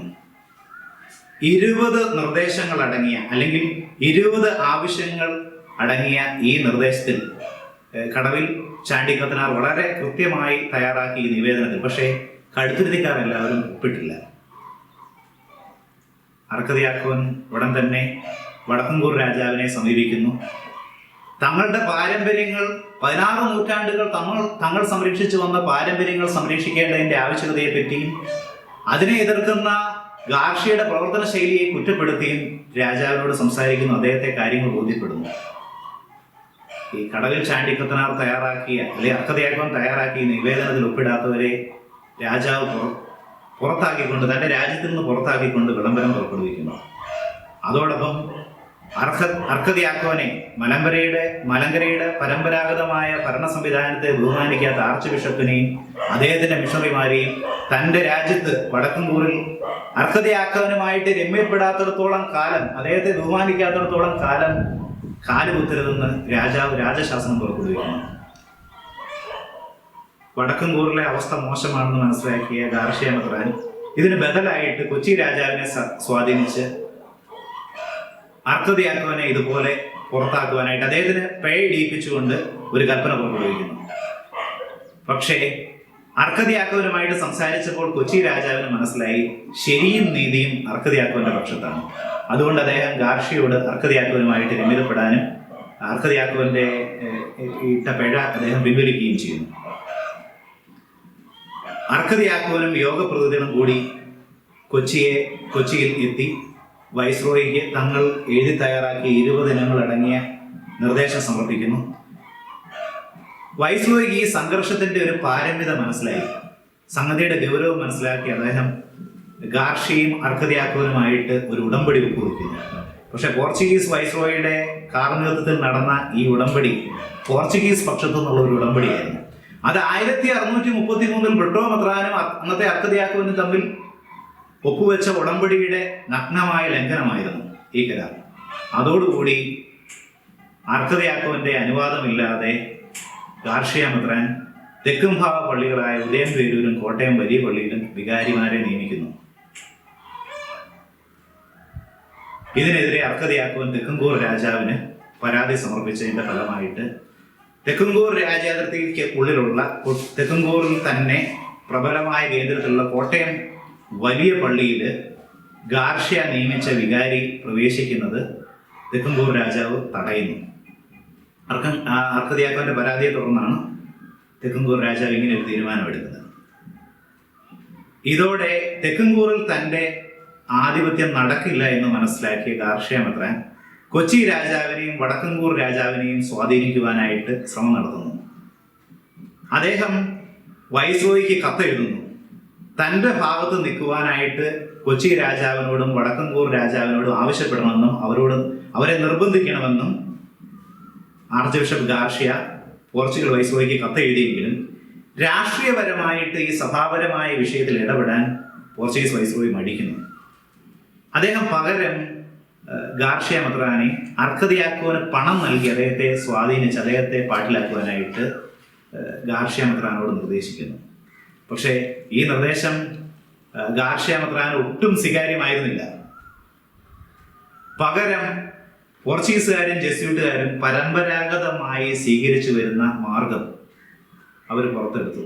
അർക്കദിയാക്കോനെ ഭീഷണിപ്പെടുത്തി തന്റെ വരുതിയിലാക്കുവാനായിട്ട് ഗാർഷ്യ മെത്രാൻ ശ്രമിക്കുന്നു. അതോടൊപ്പം ആർച്ച് ബിഷപ്പ് പോർച്ചുഗീസ് വൈസ്രോയിയുടെ ഇടപെടൽ ഇക്കാര്യത്തിൽ ഉണ്ടാവില്ലെന്ന് മനസ്സിലാക്കിയതോടുകൂടി നേരിട്ട് ആലങ്ങാട്ട് സ്വരൂപത്തെയും കൊച്ചി രാജാവിനെയും സമീപിച്ച് അർക്കദിയാക്കോനെ പിഴ ഇടിയിപ്പിക്കുന്നു. അർക്കദിയാക്കോന് ആ രാജ്യത്ത് പ്രവേശിച്ചാൽ പിഴ ഇടിയിക്കുന്നു. വടക്കൻ രാജ്യങ്ങളിൽ വടക്കൻ ദേശങ്ങളിൽ തനിക്കുള്ള പിടി നഷ്ടപ്പെടുന്നു എന്ന് മനസ്സിലാക്കി അർക്കദിയാക്കോനും സംഘവും തെക്കോട്ട് നീങ്ങുന്നു. അവർ തെക്ക് ഭാഗത്തുള്ള തെക്കൻ ദേശത്തെ പള്ളികൾ സന്ദർശിച്ച് പഴയ മലങ്കര സഭാ ഭരണം തുടരാൻ ആ പ്രദേശത്തെ പള്ളികളോട് ആവശ്യപ്പെടുന്നു. അതിനാൽ തന്നെ പഴയ മലങ്കര സഭാഭരണം മാർത്തോമാ മാർഗത്തിന്റെ ഭരണം ഉണ്ടാകുന്നതിന് വേണ്ടി ആർച്ച് ബിഷപ്പ് നിയമിച്ച വികാരിമാരെ സ്വീകരിക്കരുതെന്ന് പള്ളിയോഗത്തോട് ആവശ്യപ്പെടുന്നു. തെക്കു ദേശത്തെ രാജാക്കന്മാർ അർക്കദിയാക്കോന് പിന്തുണ പ്രഖ്യാപിക്കുന്നു. ഇങ്ങനെ 1645 മുതൽ അർക്കദിയാക്കോനും ആർച്ച് ബിഷപ്പും തമ്മിലുള്ള അകലം മുമ്പത്തേക്കാളും വർദ്ധിച്ചു വന്നു. ഇതോടുകൂടി അർക്കദിയാക്കോനെ പുറത്താക്കുവാനായിട്ട് ഗാർഷ്യ മെത്രാൻ തീരുമാനിക്കുന്നു. പകരം 1647 ഒരു പോർച്ചുഗീസ് വൈദികനെ അദ്ദേഹം തന്റെ പ്രത്യേക വികാരി ജനറലായിട്ട് അർക്കദിയാക്കോന്റെ സ്ഥാനം ഇല്ലാതാക്കാൻ വേണ്ടി നിയമിക്കുന്നു. കൊച്ചി രാജാവ് പോർച്ചുഗീസ് രാജാവിന്റെ അല്ലെങ്കിൽ പോർച്ചുഗൽ രാജാവിന്റെ സ്വാധീനം മൂലം ആർച്ച് ബിഷപ്പിന്റെ നിയന്ത്രണത്തിൽ കീഴിലാണെന്ന് മനസ്സിലാക്കിയ അർക്കദിയാക്കോൻ തൃപ്പൂണിത്തറയിൽ നിന്നും രാജകേന്ദ്രത്തിൽ നിന്നും തൻ്റെ താമസ സ്ഥലം തൻ്റെ ആസ്ഥാനം സ്ഥിരമായിട്ട് ഇടപ്പള്ളിയിലേക്ക് മാറ്റുവാനായിട്ട് തീരുമാനിക്കുന്നു. അദ്ദേഹം ഇപ്പോൾ പൂർണ്ണമായിട്ടും കൊച്ചി രാജ്യത്ത് അല്ലെങ്കിൽ വടക്കൻ പ്രദേശങ്ങളിൽ നിസ്സഹായനാണ്. നിസ്സഹായനായ അദ്ദേഹം ഇടപ്പള്ളിയിലെ മാർത്തോമാ ദേറായിലെ അംഗമായി മാറുന്നു. അവിടെ താമസിക്കുവാൻ തീരുമാനിക്കുന്നു. ഈ സമയത്ത് നിഷ്പാദുക കർമ്മലീത്താക്കാരായ രണ്ടുപേർ, ഈശോയുടെ ദിയാഗോയും ഈശോയുടെയും മറിയത്തിന്റെയും ജോസഫ് അലക്സീസും അർക്കദിയാക്കോനുമായിട്ട് സൗഹൃദം സ്ഥാപിക്കുന്നു. ഈ സൗഹൃദത്തിന്റെ ഉദ്ദേശം, ഈ നിഷ്പാദക കർമ്മലീത്തക്കാരുടെ മനസ്സിലിരിപ്പ് ഈ ജെസ്യൂട്ടുകാരുമായി ഇടഞ്ഞു നിൽക്കുന്ന അർക്കദിയാക്കോനെ സ്വാധീനിച്ച് മലങ്കരയിൽ കർമ്മലീത്താക്കാരെ ജെസ്യൂട്ടുകാർക്ക് ബദലായി തിരികെ കയറ്റുക എന്നുള്ളതായിരുന്നു. പക്ഷേ നിസ്സഹായനാക്കപ്പെട്ട അർക്കദിയാക്കോന് വേറെ നിവൃത്തിയില്ലായിരുന്നു. കുറച്ചുനാൾ മുമ്പ് ഇതുപോലെ തന്നെ ഈശോ സഭക്കാരുടെ ഏകാധിപത്യം അവസാനിപ്പിക്കുവാനായിട്ട് ഡൊമിനിക്കൻ മെത്രാനായ കൊച്ചി മെത്രാൻ റേഞ്ചൽ ഡൊമിനിക്കൻസിനെ മലങ്കരയിൽ പ്രവേശിപ്പിക്കുവാനായിട്ട് പരിശ്രമിച്ചതാണ്. പക്ഷേ ജെസ്യൂട്ടുകാര് അവിടെയും ചുവടെ വെട്ടി ആ ഈശോ സഭക്കാരുടെ ആധിപത്യം ഉറപ്പിക്കുന്നു. അങ്ങനെ യാതൊരു കാരണവശാലും മറ്റ് ഇതര സഭകളിലുള്ള മിഷണറിമാരെ മലങ്കരയിൽ പ്രവേശിപ്പിക്കുവാൻ ജെസ്യൂട്ടുകാര് അമ്പിനും വില്ലിനും അടുത്തിരുന്നില്ല. ഇങ്ങനെ ഇരിക്കെ ഗാർഷ്യ മെത്രാന്റെ എതിർപ്പ് മറികടന്ന് അർക്കദിയാക്കോനുമായി സൗഹൃദത്തിലായ ഈശോയുടെയും മറിയത്തിന്റെയും ജോസഫ് അലക്സിസ് അർക്കദിയാക്കോന്റെ നാടായ കുറവലങ്ങാട് അമ്മ ത്രേസ്യയുടെ ഒരു ചാപ്പൽ നിർമ്മിക്കുന്നു.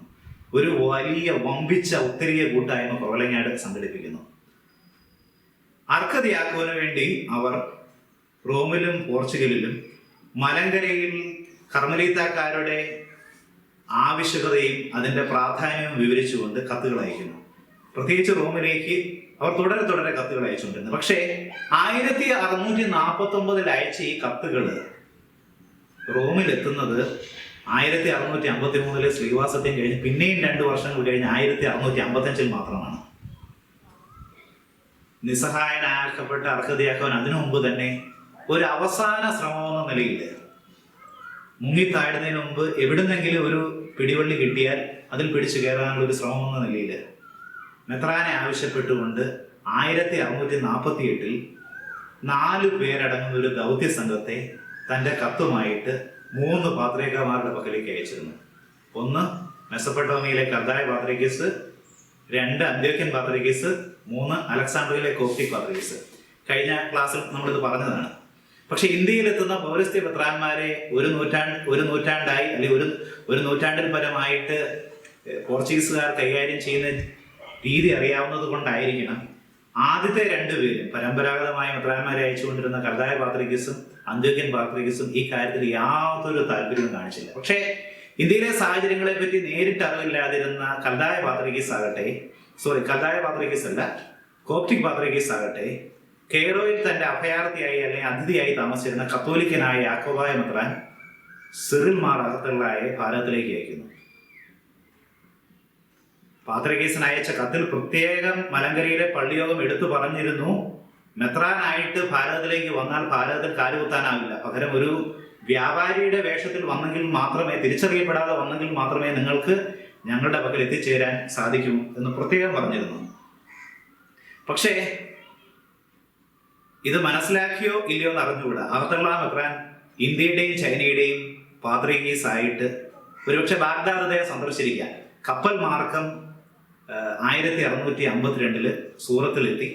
അവിടെ നിന്നും കപ്പൂച്ചിൻ വൈദ്യരുടെ സഹായത്താൽ മൈലാപ്പൂരെത്തി ഈശോ സഭക്കാരുടെ പോർച്ചുഗീസ് തടങ്കലിലുമായി. ഇങ്ങനെ ഇരിക്കുന്ന ഒരു സാഹചര്യത്തിൽ 1652 തീർത്തും ശാന്തമായിട്ട് ഗാർഷ്യയ്ക്കും അദ്ദേഹത്തിന്റെ അനുചര സംഘത്തിനും തോന്നി. കാരണം അർക്കദിയാക്കോൻ തീർത്തും നിസ്സഹായനാക്കപ്പെട്ടു. പക്ഷെ അത് വരാൻ പോകുന്ന കൊടുങ്കാറ്റിന് മുമ്പുള്ള ഒരു ശാന്തതയായിട്ട് ആരും തിരിച്ചറിഞ്ഞില്ല. നിസ്സഹായരാക്കപ്പെട്ട അർക്കദിയാക്കോനും അദ്ദേഹത്തിന്റെ ദൈവജനവും ഇനി ഒരിക്കലും ഉയർത്തെഴുന്നേൽക്കുകയില്ല, പൂർണ്ണമായും തങ്ങളുടെ വരുതിക്കുള്ളിലാണെന്ന് ഗാർഷ്യ ഉറപ്പിച്ചിരുന്നു. ഇങ്ങനെ ഉറപ്പിക്കാനായിട്ട് ഒരു കാരണമുണ്ട്. കാരണം തുറമുഖങ്ങളിലെല്ലാം ശക്തമായ പോർച്ചുഗീസ് ഭടന്മാരുടെ കാവലുണ്ട്. അതുകൊണ്ട് തന്നെ പൗരസ്ത്യ മെത്രാന്മാരാരും മലങ്കരയിൽ കാലുകുത്തില്ല. ഇത് തന്നെയായിരുന്നു അർക്കദിയാക്കോന്റെ നിസ്സഹായാവസ്ഥയ്ക്കും കാരണം. ഇതും അർക്കദിയാക്കോനും അറിയാം. അപ്പൊ തീർത്തും നിസ്സഹായനാക്കപ്പെട്ട അർക്കദിയാക്കോൻ ഇങ്ങനെ ഇരിക്കുകയാണ് ഒരു വാർത്ത മലങ്കരയിലെത്തുന്നത്. അത് 1652 ജൂലൈയിൽ ദുഃഖ്രാനയോടനുബന്ധിച്ച് 3 ഷമ്മാശന്മാരും ഒരു അൽമായനും അടങ്ങുന്ന തീർത്ഥ സംഘം മൈലാപ്പൂരിലേക്ക് യാത്ര തിരിച്ചു. അവർ മൈലാപ്പൂരിലെത്തി. അവരിൽ 4 പേരിൽ ഒരാൾ അർക്കതിയാക്കോന്റെ തന്നെ നാട്ടുകാരനായ കുറവലങ്ങാടുകാരൻ ഗീർവർഗീസ് ഷമ്മാശൻ, കുര്യൻ എന്നും അദ്ദേഹത്തെ വിളിക്കുന്നുണ്ട്. രണ്ടാമത്തെയാൾ ആഞ്ഞിലിമൂട്ടിൽ ഇട്ടിത്തൊമ്മൻ കത്തനാരുടെ മരുമകനായ ചെങ്ങന്നൂർക്കാരൻ ചെങ്കൽ ഇട്ടി ഷമ്മാശനായിരുന്നു. മൂന്നാമത്തെയാൾ അമ്പഴക്കാടുകാരൻ സക്രിയാസ് ഷമ്മാശനായിരുന്നു. നാലാമത്തെയാൾ ഒരു പ്രായം ചെന്ന അൽമായനായിരുന്നു. ഈ 4 പേരും മൈലാപ്പൂര് തോമസ് ലീഹയുടെ ദുഃഖ്രാനയോടനുബന്ധിച്ച് സന്ദർശനം തീർത്ഥാടനത്തിന് എത്തിയതായിരുന്നു. അവർ അർക്കതിയാക്കോൻ കേൾക്കാൻ ആഗ്രഹിച്ചിരുന്ന ഒരു വാർത്തയുമായിട്ടാണ് സെപ്റ്റംബറിൽ നാട്ടിലെത്തിയത്. തങ്ങൾ അഹത്തള്ള എന്നൊരു പാത്രികീസിനെ കണ്ടെന്നും അദ്ദേഹം മൈലാപ്പൂരിൽ ഈശോ സഭക്കാരുടെ കോളേജിൽ തടങ്കലിലാണെന്നും അവർ അർക്കതിയാക്കോനെ അറിയിക്കുന്നു. അവരുടെ കൈകളിൽ ഉദ്ദേശം 3 കത്തുകളുണ്ടായിരുന്നു. ഈ 3 കത്തുകളും 1661 പോർച്ചുഗീസുകാർ മുളന്തുരുത്തിയിൽ അർക്കതിയാക്കോനെ പിടിക്കാനായിട്ട് മുളന്തുരുത്തി പള്ളി റെയ്ഡ് ചെയ്തപ്പോൾ ഈ കണ്ടെത്തുകയുണ്ടായി. 3 റോമിലെ ആർക്കൈവുകളിൽ ഇന്ന് ലഭ്യമാണ്. 3 പൗരസ്ത്യ സുറിയാനി ഭാഷയിലാണ്. പകർപ്പുകളായതുകൊണ്ടാകാം 3നും വ്യത്യസ്തമായ കൈയക്ഷരങ്ങളാണ്. അതുകൊണ്ട് തന്നെ നമുക്ക് വളരെ ദുരൂഹത ഉണ്ടാക്കുന്നതാണ് ഈ 3 കത്തുകൾ. കത്ത് നാട്ടിൽ എത്തിച്ച കുറവലങ്ങാടുകാരൻ ഗീർവർഗീസ് അല്ലെങ്കിൽ കുര്യൻ ഷമ്മാശൻ തൻ്റെ കയ്യിൽ ഒരു കത്ത് മാത്രമേ കിട്ടിയിരുന്നുള്ളൂ സാക്ഷ്യപ്പെടുത്തിയിട്ടുണ്ട്. അങ്ങനെയെങ്കിൽ ആദ്യത്തെ കത്തൊഴിച്ച് ബാക്കി 2 കത്തുകളും ആഞ്ഞിലിമൂട്ടിൽ ഇട്ടിത്തൊമ്മൻ കത്തനാരുടെ സൃഷ്ടിയാണെന്ന് കരുതണം. കഴിഞ്ഞ ക്ലാസ്സിൽ സാജൻ വ്യക്തമായി പറഞ്ഞിരുന്നു, അദ്ദേഹത്തിന്റെ മരുമകൻ ഈ കൂടെ തന്നെ ഉണ്ടായിരുന്ന ചെങ്കൽ ഇട്ടി ഷമ്മാശൻ പിന്നീട് സത്യവാങ്മൂലം സാക്ഷ്യപ്പെടുത്തിയിട്ടുണ്ട്. ഈ പിന്നീടുള്ള 2 കത്തുകളും ആഞ്ഞിലിമൂട്ടിൽ ഇട്ടിത്തൊമ്മൻ കത്തനാരുടെ സംഭാവനയാണ്, അല്ലെ അദ്ദേഹത്തിന്റെ സൃഷ്ടിയാണ്. ഏതായാലും ഈ 3 കത്തുകളും ഇനി മുന്നോട്ടുള്ള സംഭവങ്ങളിൽ ഒരു നിർണായകമായ പങ്ക് വഹിക്കുന്നുണ്ട്. ആ 3 കത്തിലെയും സാരാംശം ഞാൻ ഒരു ചെറിയ വാക്കുകളിൽ പറയാം. ആദ്യത്തെ കത്ത് അഹത്തള്ള പറയുന്നു മൈലാപ്പൂരിൽ താൻ തടങ്കലിലാണെന്നും തൻ്റെ മോചനത്തിനായിട്ട് ആളെ അയക്കണമെന്നും. രണ്ടാമത്തെ കത്തിൽ താൻ അഥവാ മാർത്തോമ നസ്രാണികളുടെ അടുക്കൽ എത്തിച്ചേർന്നില്ലെങ്കിൽ ഇപ്പോഴുള്ള മെത്രാൻ, അതായത് ഗാർഷ്യയുടെ മരണശേഷം അർക്കതിയാക്കോനെ മെത്രാനായി വാഴിക്കുന്നു. മൂന്നാമത്തെ കത്തിൽ പറയുന്നു അഹത്തള്ളായുടെ മരണശേഷം അല്ലെങ്കിൽ 12 വർഷങ്ങൾക്ക് ശേഷം, ഒന്നുകിൽ അഹത്തള്ള മെത്രാന്റെ മരണശേഷം അല്ലെങ്കിൽ 12 വർഷങ്ങൾക്ക് ശേഷം ഇന്ത്യ മുഴുവന്റെയും പാത്രികീസായിട്ട് അർക്കതിയാക്കോൻ അറിയപ്പെടും. ഈ ആദ്യത്തെ കത്തിലെ വിവരങ്ങൾ അർക്കതിയാക്കോൻ മലങ്കരയിലെ പള്ളികളിൽ പ്രസിദ്ധപ്പെടുത്തി ഈ വാർത്ത, അഹത്തള്ള പാത്രികീസിനെ പറ്റിയുള്ള വാർത്ത എങ്ങും സംസാര വിഷയമായിട്ട് അർക്കതിയാക്കോൻ നസ്രാണികളുടെ ഒരു മഹാപള്ളിയോഗം ഉദയംപേരൂരിൽ വിളിച്ചു ചേർക്കുന്നു. കൊച്ചിയുടെ വിവിധ ഭാഗങ്ങളിൽ അതിനുശേഷം തുടർച്ചയായിട്ട് പള്ളിയോഗം കൂടിക്കൊണ്ടിരിക്കുകയാണ്. അഹത്തള്ളായെ മലങ്കരയിൽ എത്തിക്കുവാനുള്ള വിവിധങ്ങളായ മാർഗങ്ങളെ പറ്റി പള്ളിയോഗം ചർച്ച ചെയ്യുന്നു. മൈലാപ്പൂരിൽ തടങ്കലിൽ വെച്ചിരിക്കുന്ന അഹത്തള്ള പാത്രികീസിനെ എത്രയും വേഗം തങ്ങൾക്ക് വിട്ടുതരണമെന്ന്, അതിനുള്ള നടപടികൾ സ്വീകരിക്കണമെന്ന് പോർച്ചുഗീസ് പതിരാതോ മെത്രാൻ ഫ്രാൻസിസ് ഗാർഷ്യയോട് പള്ളിയോഗം ആവശ്യപ്പെടുന്നു. പക്ഷേ പള്ളിയോഗത്തിന്റെ ഈ ആവശ്യത്തെ നേരത്തെ തന്നെ പുച്ഛമായിരുന്ന ഗാർഷ്യ മെത്രാൻ ഒരു ചെറിയ തുണ്ടു പേപ്പറിൽ തൻ്റെ ധാർഷ്ട്യവും പുച്ഛവും എല്ലാം കുത്തി നിറച്ച് മറുപടി അയച്ചു. മാർപ്പാപ്പ അയച്ചതായാലും ശരി, പോർച്ചുഗീസ് സമ്മതമില്ലാതെ അഹത്തള്ള മെത്രാനെ ഇവിടെ നിങ്ങൾക്ക് വിട്ടുതരുന്ന പ്രശ്നം ഉദിക്കുന്നില്ല. മറുപടി വായിച്ച പള്ളിയോഗ പ്രതികൾ രോഷം കൊണ്ട് കടുത്തുരുത്തിയിലെ പ്രഗത്ഭരായ 2 വൈദ്യര്, കടവിൽ ചാണ്ടിക്കത്തനാരും കടവിൽ മത്തായി കത്തനാരും യോഗപ്രതിനിധികളെ ശാന്തരാക്കുന്നു. പാത്രികീസിന്റെ കപ്പൽ കൊച്ചിയിൽ അടുക്കുമ്പോൾ യോഗം വീണ്ടും കൂടാമെന്ന് പറഞ്ഞ് യോഗം പിരിയുന്നു. ജനത്തിന്റെ രോഷം മനസ്സിലാക്കിയ ഗാർഷ്യ മെത്രാൻ ഈശോ സഭക്കാരോട് പുറത്തിറങ്ങരുതെന്ന് ആവശ്യപ്പെടുന്നു.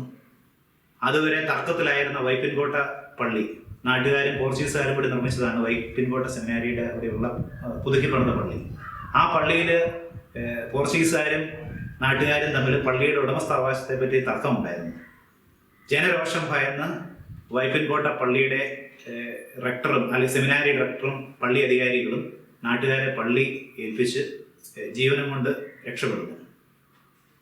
അഹത്തള്ളായ വഹിച്ച കപ്പൽ, ഗോവയിലേക്ക് അഹത്തള്ളായ കൊണ്ടുകിട്ടുന്ന കപ്പൽ കൊച്ചി തീരെ അടുക്കാറായപ്പോഴേക്കും അർക്കതിയാക്കോനും കത്തനാർമാരും ദൈവജനവും മട്ടാഞ്ചേരിയിൽ സമ്മേളിക്കുന്നു. കൊച്ചി സിറ്റിയുടെ ക്യാപ്റ്റൻ അന്തോണിയ മെനസീസിനോട് അഹത്തള്ളായെ കാണാനും അദ്ദേഹത്തിന് മെത്രാനടുത്ത് യോഗ്യതകളുണ്ടോ എന്ന് പരിശോധിക്കാൻ അവസരം നൽകണമെന്നും ആവശ്യപ്പെടുന്നു. നേരിട്ട് ഈ കാര്യം സാധിക്കില്ലെന്ന് മനസ്സിലാക്കിയ നസ്രാണികൾ കൊച്ചി രാജ്ഞിക്ക് ഭീമമായ തുക ആവശ്യപ്പെടുന്നു. രാജ്ഞിയുടെ സ്വാധീനം മൂലം നസ്രാണികളുടെ അപേക്ഷയോട് പറങ്കികൾ അനുഭാവം പ്രകടിപ്പിക്കുന്നു. പക്ഷേ ഇതറിഞ്ഞ ആർച്ച് ബിഷപ്പ് ഗാർഷ്യ തീരുമാനത്തെ എതിർക്കുന്നു. 1652 ഡിസംബർ 24 ആർച്ച് ബിഷപ്പും ഈശോ സഭക്കാരും കൊച്ചിയിലെ ഇൻക്വിസിഷൻ കമ്മീഷണറിയെ കണ്ട് തങ്ങൾക്ക് അനുകൂലമായിട്ട് തീരുമാനമെടുക്കണമെന്ന് ആവശ്യപ്പെടുന്നു.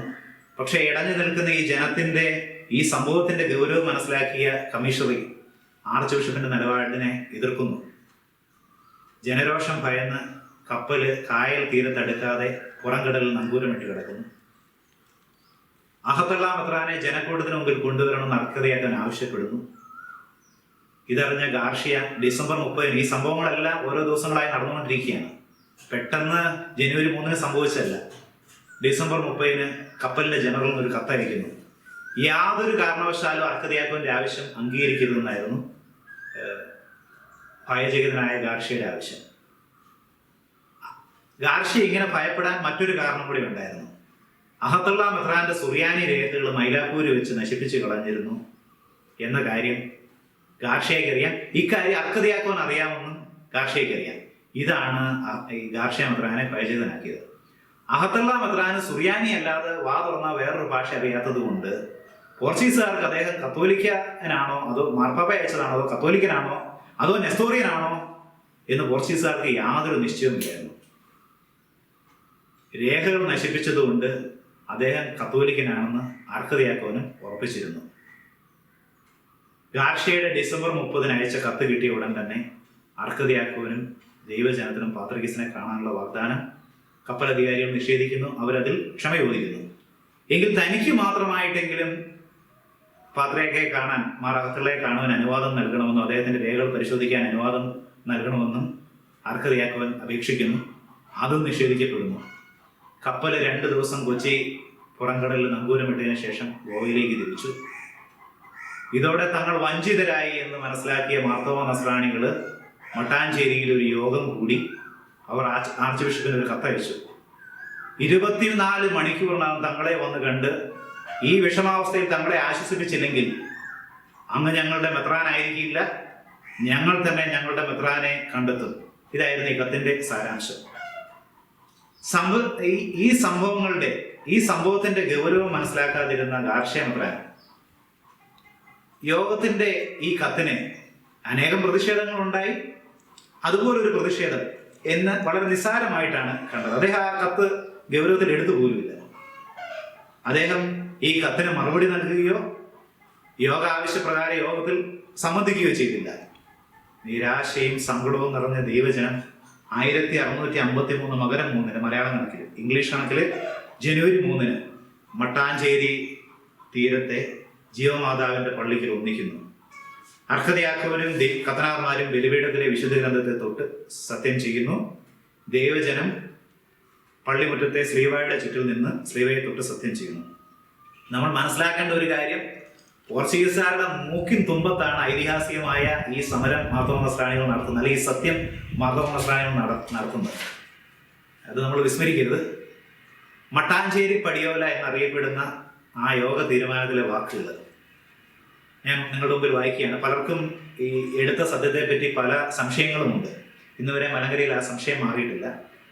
ആ പടിയോലയിലെ വാക്കുകൾ ഇതാണ്: മാറൻ ഈശോ മിശിഹാ പറഞ്ഞിട്ട് 1653 മകരമാസം 3-ാം തീയതി വെള്ളിയാഴ്ച നാൾ അർക്കതിയാക്കാൻ അച്ഛനും മലങ്കര ഇടവകയിലുള്ള പള്ളികളിലെ വികാരിമാരും ദേശത്ത് പട്ടക്കാരും എല്ലാവരും കൂടി മട്ടാഞ്ചേരിയിൽ പള്ളിയിൽ വെച്ച് നിശ്ചയിച്ച് കൽപ്പിച്ച കാര്യം, അതായത് ശുദ്ധമാന കത്തോലിക്ക പള്ളി കൽപ്പിച്ച് നമുക്കായി മലങ്കരയ്ക്ക് യാത്രയാക്കിയ പാത്രികീസിനെ ബലത്താലെ മെത്രാനും സാമ്പാളൂർ പാതിരിമാരും കൂടി പിടിച്ച് നമുക്ക് അനുഭവിക്കരുതെന്ന് കൽപ്പിച്ചതുകൊണ്ടും ആ പാത്രികീസ് മലങ്കരയ്ക്ക് വന്ന് നമ്മുടെ കൺമുമ്പിൽ കാത്തോളം നേരം ഇപ്പോൾ മലങ്കര വാഴുന്ന ഫ്രഞ്ചീസ് മെത്രാൻ ഫ്രാൻസിസ് ഗാർഷ്യയാണ് ഉദ്ദേശിക്കുന്നത്, നമുക്ക് മെത്രാനല്ല, നാം അയാളുടെ ഇടവകയിലെ പ്രജകളുമല്ല. ശുദ്ധമാന പള്ളിയുടെ ക്രമത്തിൽ തക്കവണ്ണം നമ്മുടെ ഇടവ മുഴുവൻ മേൽപ്പെട്ടക്കാരൻ വേണ്ടുന്നതിന് ഇപ്പോൾ തൊട്ട് തോമാ അർഹതയാക്കാൻ തന്നെ വാണുകൊള്ളുകയും ഇതിന് വിചാരരായിട്ട് കല്ലിശ്ശേരി പള്ളിയിൽ ഇട്ടിത്തമൻ കത്തനാരും, കടുത്തുരുത്തി പള്ളിയിൽ കടവിൽ ചാണ്ടി കത്തനാരും, അങ്കമാലി പള്ളിയിൽ വേങ്ങൂർ ഗിറോറീസ് കത്തനാരും, കുറളങ്ങാട് പള്ളിയിൽ പള്ളികെട്ടിൽ ചാണ്ടി കത്തനാരും, ഇവർ 4 പേരും വിചാരക്കാരായിരുന്നു. മൂവാണ്ടിൽ കൂടി വിചാരിച്ച് കൽപ്പിച്ചു കൊള്ളുകയും വേണം എന്ന് ഒന്മ ഈ കൽപ്പിച്ച മേക്ക് കടവിൽ ചാണ്ടി കത്തനാര് കൈയെടുത്ത്.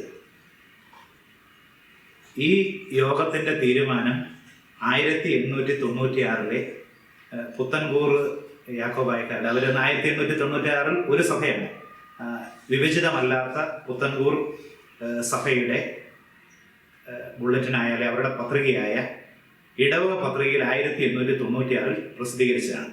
അപ്പം വസ്തുതകളെല്ലാം ഇതിൽ വ്യക്തമായിട്ടുണ്ട്. ഒന്ന്, പള്ളിക്കകത്താണ് അല്ലെങ്കിൽ പള്ളിയിലാണ് സത്യം നടക്കുന്നത്. 2, പുത്തൻകൂറുകാരുടെ ആയിട്ടും യാക്കോബായ വിശ്വാസത്തിൽ ജീവിക്കുന്നവരുടെ ആയിട്ടും ഇതിൽ അന്ത്യോക്യൻ ബന്ധത്തെ പറ്റി യാതൊരു പരാമർശവും കാണുന്നില്ല. റോമ മാർപ്പാപ്പയ്ക്കെതിരായിട്ടും യാതൊന്നും കാണുന്നില്ല. കാരണം പുത്തൻകൂറുകാരുടെ ആയിട്ടും വസ്തുനിഷ്ഠമായിട്ടാണ് ഇത് പ്രസിദ്ധീകരിച്ചയാൾ അതിൽ മാറ്റങ്ങളൊന്നും വരുത്തിയിട്ടില്ലെന്ന് തോന്നുന്നു. മറിച്ച് ചില വാക്കുകൾ, ശുദ്ധമാന കത്തോലിക്ക പള്ളി, ശുദ്ധമാന പള്ളി എന്നീ വാക്കുകളും കാണുന്നു. അപ്പോൾ ഈ പടിയോലയിൽ പറഞ്ഞിരിക്കുന്ന കാര്യങ്ങൾ അതിൽ കലർപ്പ് വന്നിട്ടില്ല. 1653 ചെയ്ത സത്യത്തിന്റെ ഒരു ദൃഷ്ടാന്തമാണെന്ന് എനിക്ക് തോന്നുന്നു. സത്യം ചെയ്ത ശേഷം അഹത്തള്ളായുടെ കത്ത് വായിച്ച് കടവിൽ ചാണ്ടിക്കത്തനാര് ബാബിലോൺ സഭയുമായിട്ടുള്ള ബന്ധത്തെ പ്രകീർത്തിച്ച് മനോഹരമായൊരു പ്രസംഗം നടത്തുന്നു. ഈ നസ്രാണികൾ നടത്തി ഈ സ്ലീവാസത്യത്തെ പറ്റി അറിഞ്ഞപ്പോൾ ഗാർഷ്യയുടെ പ്രതികരണം എങ്ങനെയായിരുന്നു? അവർ എന്നെ കരുവാക്കി ഒരു കർത്തവനെ തെരഞ്ഞെടുത്തിരിക്കുന്നു. ഗാർഷ്യ അദ്ദേഹത്തിന്റെ ഉപദേശ വൃന്ദവും സ്ലീവാസത്യത്തെ ഗൗരവമായുള്ള ഒരു സംഭവമായിട്ട് പോലും പരിഗണിച്ചില്ല. വെറും ഒരു പ്രതിഷേധം. കാരണം പട്ടം കിട്ടണമെങ്കിൽ അവർ എൻ്റെ അടുത്ത് വരാതെ എവിടെ പോകും? ഇതായിരുന്നു ഗാർഷ്യയുടെ ഉള്ളിലിരിപ്പ്. പക്ഷെ സത്യത്തിന് 1 മാസത്തിന് ശേഷം 1653 ഫെബ്രുവരി 5 ബുധനാഴ്ച ദിവസം ഇടപ്പള്ളിയിലെ നോയമ്പുകളുടെ നോയമ്പായ 3 നോയമ്പ് തിരുനാളിന്റെ സമാപനത്തിൽ വലിയൊരു പുരുഷാരത്തിന്റെ മധ്യത്തിൽ സ്ലീവാസത്യത്തിന്റെ ശോഭയ്ക്ക് മങ്ങലേൽപ്പിച്ച ഒരു ചടങ്ങ് നടന്നു. കെട്ടി ഉയർത്തിയ വലിയൊരു വേദിയിൽ ഏതാനും കത്തനാർമാരുടെ മധ്യത്തിൽ അർഹതയാക്കുവാൻ ഘോഷണായി. അദ്ദേഹത്തിന്റെ നിർദ്ദേശപ്രകാരം അബ്ദുള്ള മെത്രാന്റെ 2ാമത്തെ കത്ത് കടവിൽ ചാണ്ടി കത്തനാർ സുറിയാനിയിൽ വായിച്ച് മലയാളത്തിൽ വിശദീകരിച്ചു. ഈ കത്ത് മുഖാന്തരം അർഹതയാക്കുവാൻ മെത്രാൻ എടുത്ത അധികാരങ്ങൾ ലഭിച്ചു. ജനം ആനന്ദത്തിൽ ആറാടി. ആ നിമിഷം മുതൽ തന്നെ അർഹതയാക്കുവാൻ ഗാർഷ്യ മെത്രാനെ വെല്ലുവിളിച്ചുകൊണ്ട് മെത്രാൻ എടുത്ത അധികാരങ്ങൾ മലങ്കരയിൽ പ്രയോഗിച്ചു തുടങ്ങി. ഇത്രയും വലിയ അപരാധം തങ്ങളോട് ചെയ്ത മാർത്തോമ നസ്രാണികളുടെ കാര്യത്തിൽ പോർച്ചുഗീസുകാർ ശരിക്കും കുടുങ്ങി.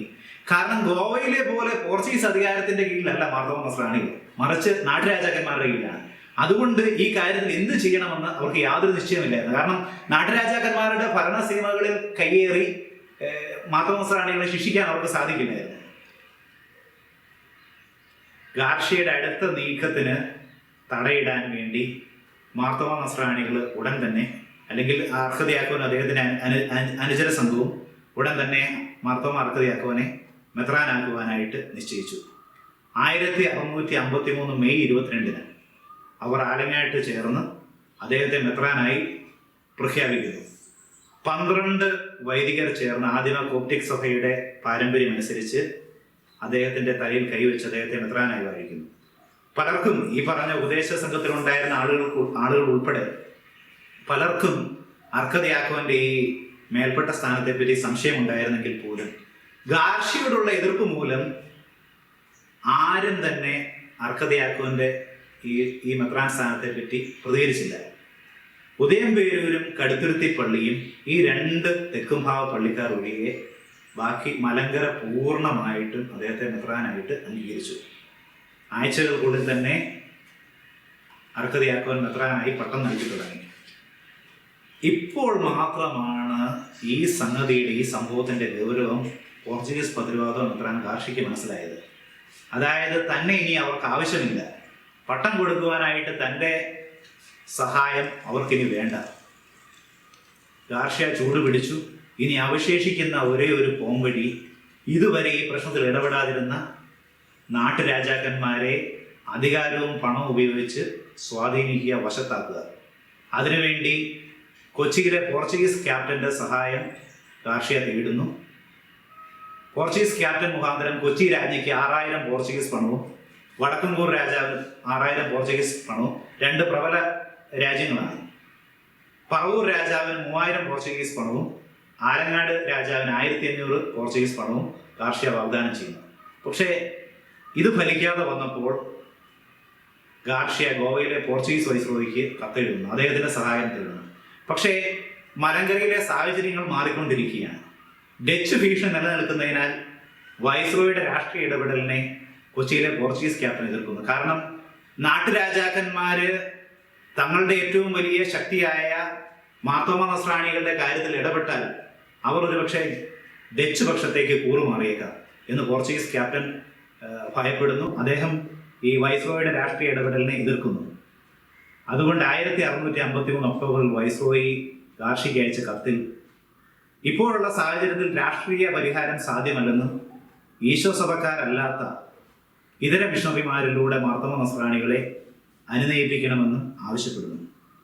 ഈ നിർദ്ദേശം ഗാർഷ്യയ്ക്ക് ഈശോ സഭക്കാർക്കും ഒരുപോലെ അസ്വീകാര്യമായിരുന്നെന്ന് പറയേണ്ടതില്ലല്ലോ. മലങ്കരയെ ചെകുത്താൻ വിട്ടുകൊടുത്താലും ഇതര മിഷണറിമാരെ പ്രവേശിപ്പിക്കില്ല എന്ന് ഗാർഷ്യ മെത്രാൻ പരസ്യമായിട്ട് പ്രഖ്യാപിക്കുന്നു. റോമിലും ലിസ്ബണിലും ഇതിനായിട്ട് അവർ ചരടുവേലികൾ ആരംഭിക്കുന്നു. അവരൊരു വലിയ കാരണം, ഈ പ്രശ്നങ്ങളുടെ ഒരു വലിയ കാരണം കണ്ടെത്തുന്നു. അർക്കദിയാക്കോന്റെ മെത്രാൻ സ്ഥാനം മോഹമാണ് ഈ മലങ്കരയിൽ ഉണ്ടായ പ്രശ്നങ്ങൾക്ക് കാരണമെന്ന് ഗാർഷ്യയും പോർച്ചുഗീസുകാരും അല്ലെങ്കിൽ വിശ്വാസക്കാരും കണ്ടെത്തുന്നു. ഇതിനിടെ 1653 ഒക്ടോബറിൽ കോട്ടയത്ത് ചേർന്ന തെക്കുംഭാഗ യോഗം അർക്കദിയാക്കോനെ മെത്രാനായിട്ട് അംഗീകരിക്കേണ്ടതില്ലെന്ന് തീരുമാനിക്കുന്നു. പക്ഷേ ആഞ്ഞിലിമൂട്ടിൽ ഇട്ടിത്തൊമ്മൻ കത്തനായ കല്ലിശ്ശേരി പള്ളി മാത്രം അർക്കദിയാക്കോനെ പിന്തുണയ്ക്കുന്നു. സംഭവങ്ങളെക്കുറിച്ച്, മലങ്കരയിൽ ഉണ്ടായ ഈ സംഭവങ്ങളെക്കുറിച്ച് 1655 വളരെ വൈകിയാണ് റോം ഈ കാര്യങ്ങൾ അറിയുന്നത്. സംഭവത്തിന്റെ ഗൗരവം മനസ്സിലാക്കിയ റോം ഉടൻ തന്നെ അലക്സാണ്ടർ 7 മാർപ്പാപ്പയുടെ നിർദ്ദേശപ്രകാരം മലങ്കരയിൽ നടന്ന സംഭവങ്ങളെക്കുറിച്ച് പഠിക്കാനും മലങ്കരയിലെ മാർത്തോമാ നസ്രാണികൾക്ക് സംഭവിച്ച ഈ മുറിവ് ഉണക്കുവാനും വേണ്ടി പതിരുവാദോയുടെ അധികാരത്തെ ലംഘിച്ചുകൊണ്ട് തുല്യ അധികാരമുള്ള 2 കമ്മീഷണറുകളെ മലങ്കരയിലേക്ക് അയക്കുന്നു. പോർച്ചുഗലിന്റെ അനുവാദം വാങ്ങിയെങ്കിൽ മാത്രമേ മലങ്കരയിലേക്ക് കമ്മീഷണറെ വെക്കാൻ പറ്റുള്ളൂ. അതുകൊണ്ട് തന്നെ പോർച്ചുഗലിന്റെ അനുവാദമില്ലാതെ രഹസ്യത്തിൽ ഉടൻ തന്നെ ജോസഫ് സെബസ്ത്യാനിയുടെ കമ്മീഷനെ കരമാർഗം മലങ്കരയിലേക്ക് അയക്കുന്നു. പക്ഷെ ആദ്യം നിയമിക്കപ്പെട്ടത് വന്ദ്യനായ വിൻസെന്റ് ഹിയാസിന്റെ കമ്മീഷനായിരുന്നു. പക്ഷെ ഔദ്യോഗിക കമ്മീഷൻ ആയതുകൊണ്ട് തന്നെ അതിന് പോർച്ചുഗൽ രാജാവിന്റെ സമ്മതം കിട്ടിയെങ്കിൽ മാത്രമേ മലങ്കരയ്ക്ക് പുറപ്പെടാൻ സാധിക്കുന്നുണ്ടായിരുന്നുള്ളൂ. പക്ഷേ പോർച്ചുഗീസ് രാജാവ് അനുവാദം കൊടുക്കാത്തതുകൊണ്ട് മലങ്കര തന്റെ പതിരുവാദം അധികാര സീമയിൽപ്പെട്ട സ്ഥലമായതുകൊണ്ട് അദ്ദേഹം അനുവാദം കൊടുത്തില്ല. അതുകൊണ്ട് രാജാവിന്റെ കാലശേഷം പിന്നെ രാജ്ഞിയാണ് അനുവാദം കൊടുത്തത്. അതുകൊണ്ട് പോർച്ചുഗൽ പതിരുവാദോയുടെ സമ്മതം കിട്ടി വളരെ താമസിച്ചാണ് അദ്ദേഹം കടൽ മാർഗം മലങ്കരയിൽ എത്തിച്ചേർന്നത്. അതിനിടെ 1657 ഫെബ്രുവരിയിൽ സെബസ്ത്യാനി കമ്മീഷൻ മലങ്കരയിൽ എത്തി. ഇപ്പോൾ ശ്ലീവാസത്യം നടന്ന് 4 വർഷം പിന്നിട്ടിരുന്നു. അർക്കദിയാക്കോൻ മെത്രാനായി മലങ്കരയിലെല്ലാം മലങ്കരയിലെ പള്ളികളിലെല്ലാം നടക്കുന്നു. അദ്ദേഹത്തെ മെത്രാനായിട്ട് 4 വർഷങ്ങളായിട്ട് മലങ്കര മുഴുവൻ കരുതുന്നു. ഈ സാഹചര്യത്തിൽ സെബസ്ത്യാനി കമ്മീഷൻ അല്പം ഭയപ്പാടോടുകൂടി നേരിട്ടും അല്ലാതെയും അർക്കദിയാക്കോനുമായിട്ട് ചർച്ച നടത്തുന്നു. അർക്കദിയാക്കോനെ ഒരു കടന്നുകയറ്റക്കാരനും അദ്ദേഹത്തിന്റെ കൂടെയുള്ളവരെയെല്ലാം ശീഷ്മക്കാരും എന്ന സായിപ്പിന്റെ പതിവ് മുൻവിധിയോടെയാണ് സെബസ്ത്യാനി ഈ പ്രശ്നങ്ങളെ സമീപിക്കുന്നത്. അതുകൊണ്ട് തന്നെ അദ്ദേഹത്തിന് അർക്കദിയാക്കോന്റെ വിശ്വാസം ആർജിക്കാനായില്ല. നടന്ന ചർച്ചകളിലെല്ലാം അർക്കദിയാക്കോനെ അദ്ദേഹത്തിന് സംഭവിച്ച വീഴ്ചയിൽ താഴ്ത്തിക്കെട്ടി അദ്ദേഹത്തിന്റെ അനുയായികളെ പീഡിപ്പിച്ച് തന്റെ പക്ഷത്താക്കാനാണ് സെബസ്ത്യാനി ശ്രമിച്ചത്. പ്രശ്നത്തിന്റെ യഥാർത്ഥ കാരണം എന്തെന്ന് അദ്ദേഹം അന്വേഷിച്ചതായിട്ട് ഒരിക്കൽ പോലും കാണുന്നില്ല. സെബസ്ത്യാനി മടങ്ങിയപ്പോൾ മാത്രമാണ് ആദ്യം നിയമിക്കപ്പെട്ട വിൻസെന്റ് ഹിയാസിന്റെ കമ്മീഷൻ മലങ്കരയിൽ എത്തുന്നത്. പക്ഷെ വിൻസെന്റ് ഹിയാസിന്റെ സെബസ്ത്യാനിൽ നിന്ന് വ്യത്യസ്തമായ ഒരു രീതിയിലാണ് ഈ പ്രശ്നം സംഭവിച്ചത്. അദ്ദേഹം യാതൊരു മുൻവിധിയും ഇല്ലാതെ അർക്കദിയാക്കോനെ മടക്കിക്കൊണ്ടുവരിക എന്ന ലക്ഷ്യം മുൻനിർത്തിയാണ് ഈ പ്രശ്നത്തെ സമീപിച്ചത്.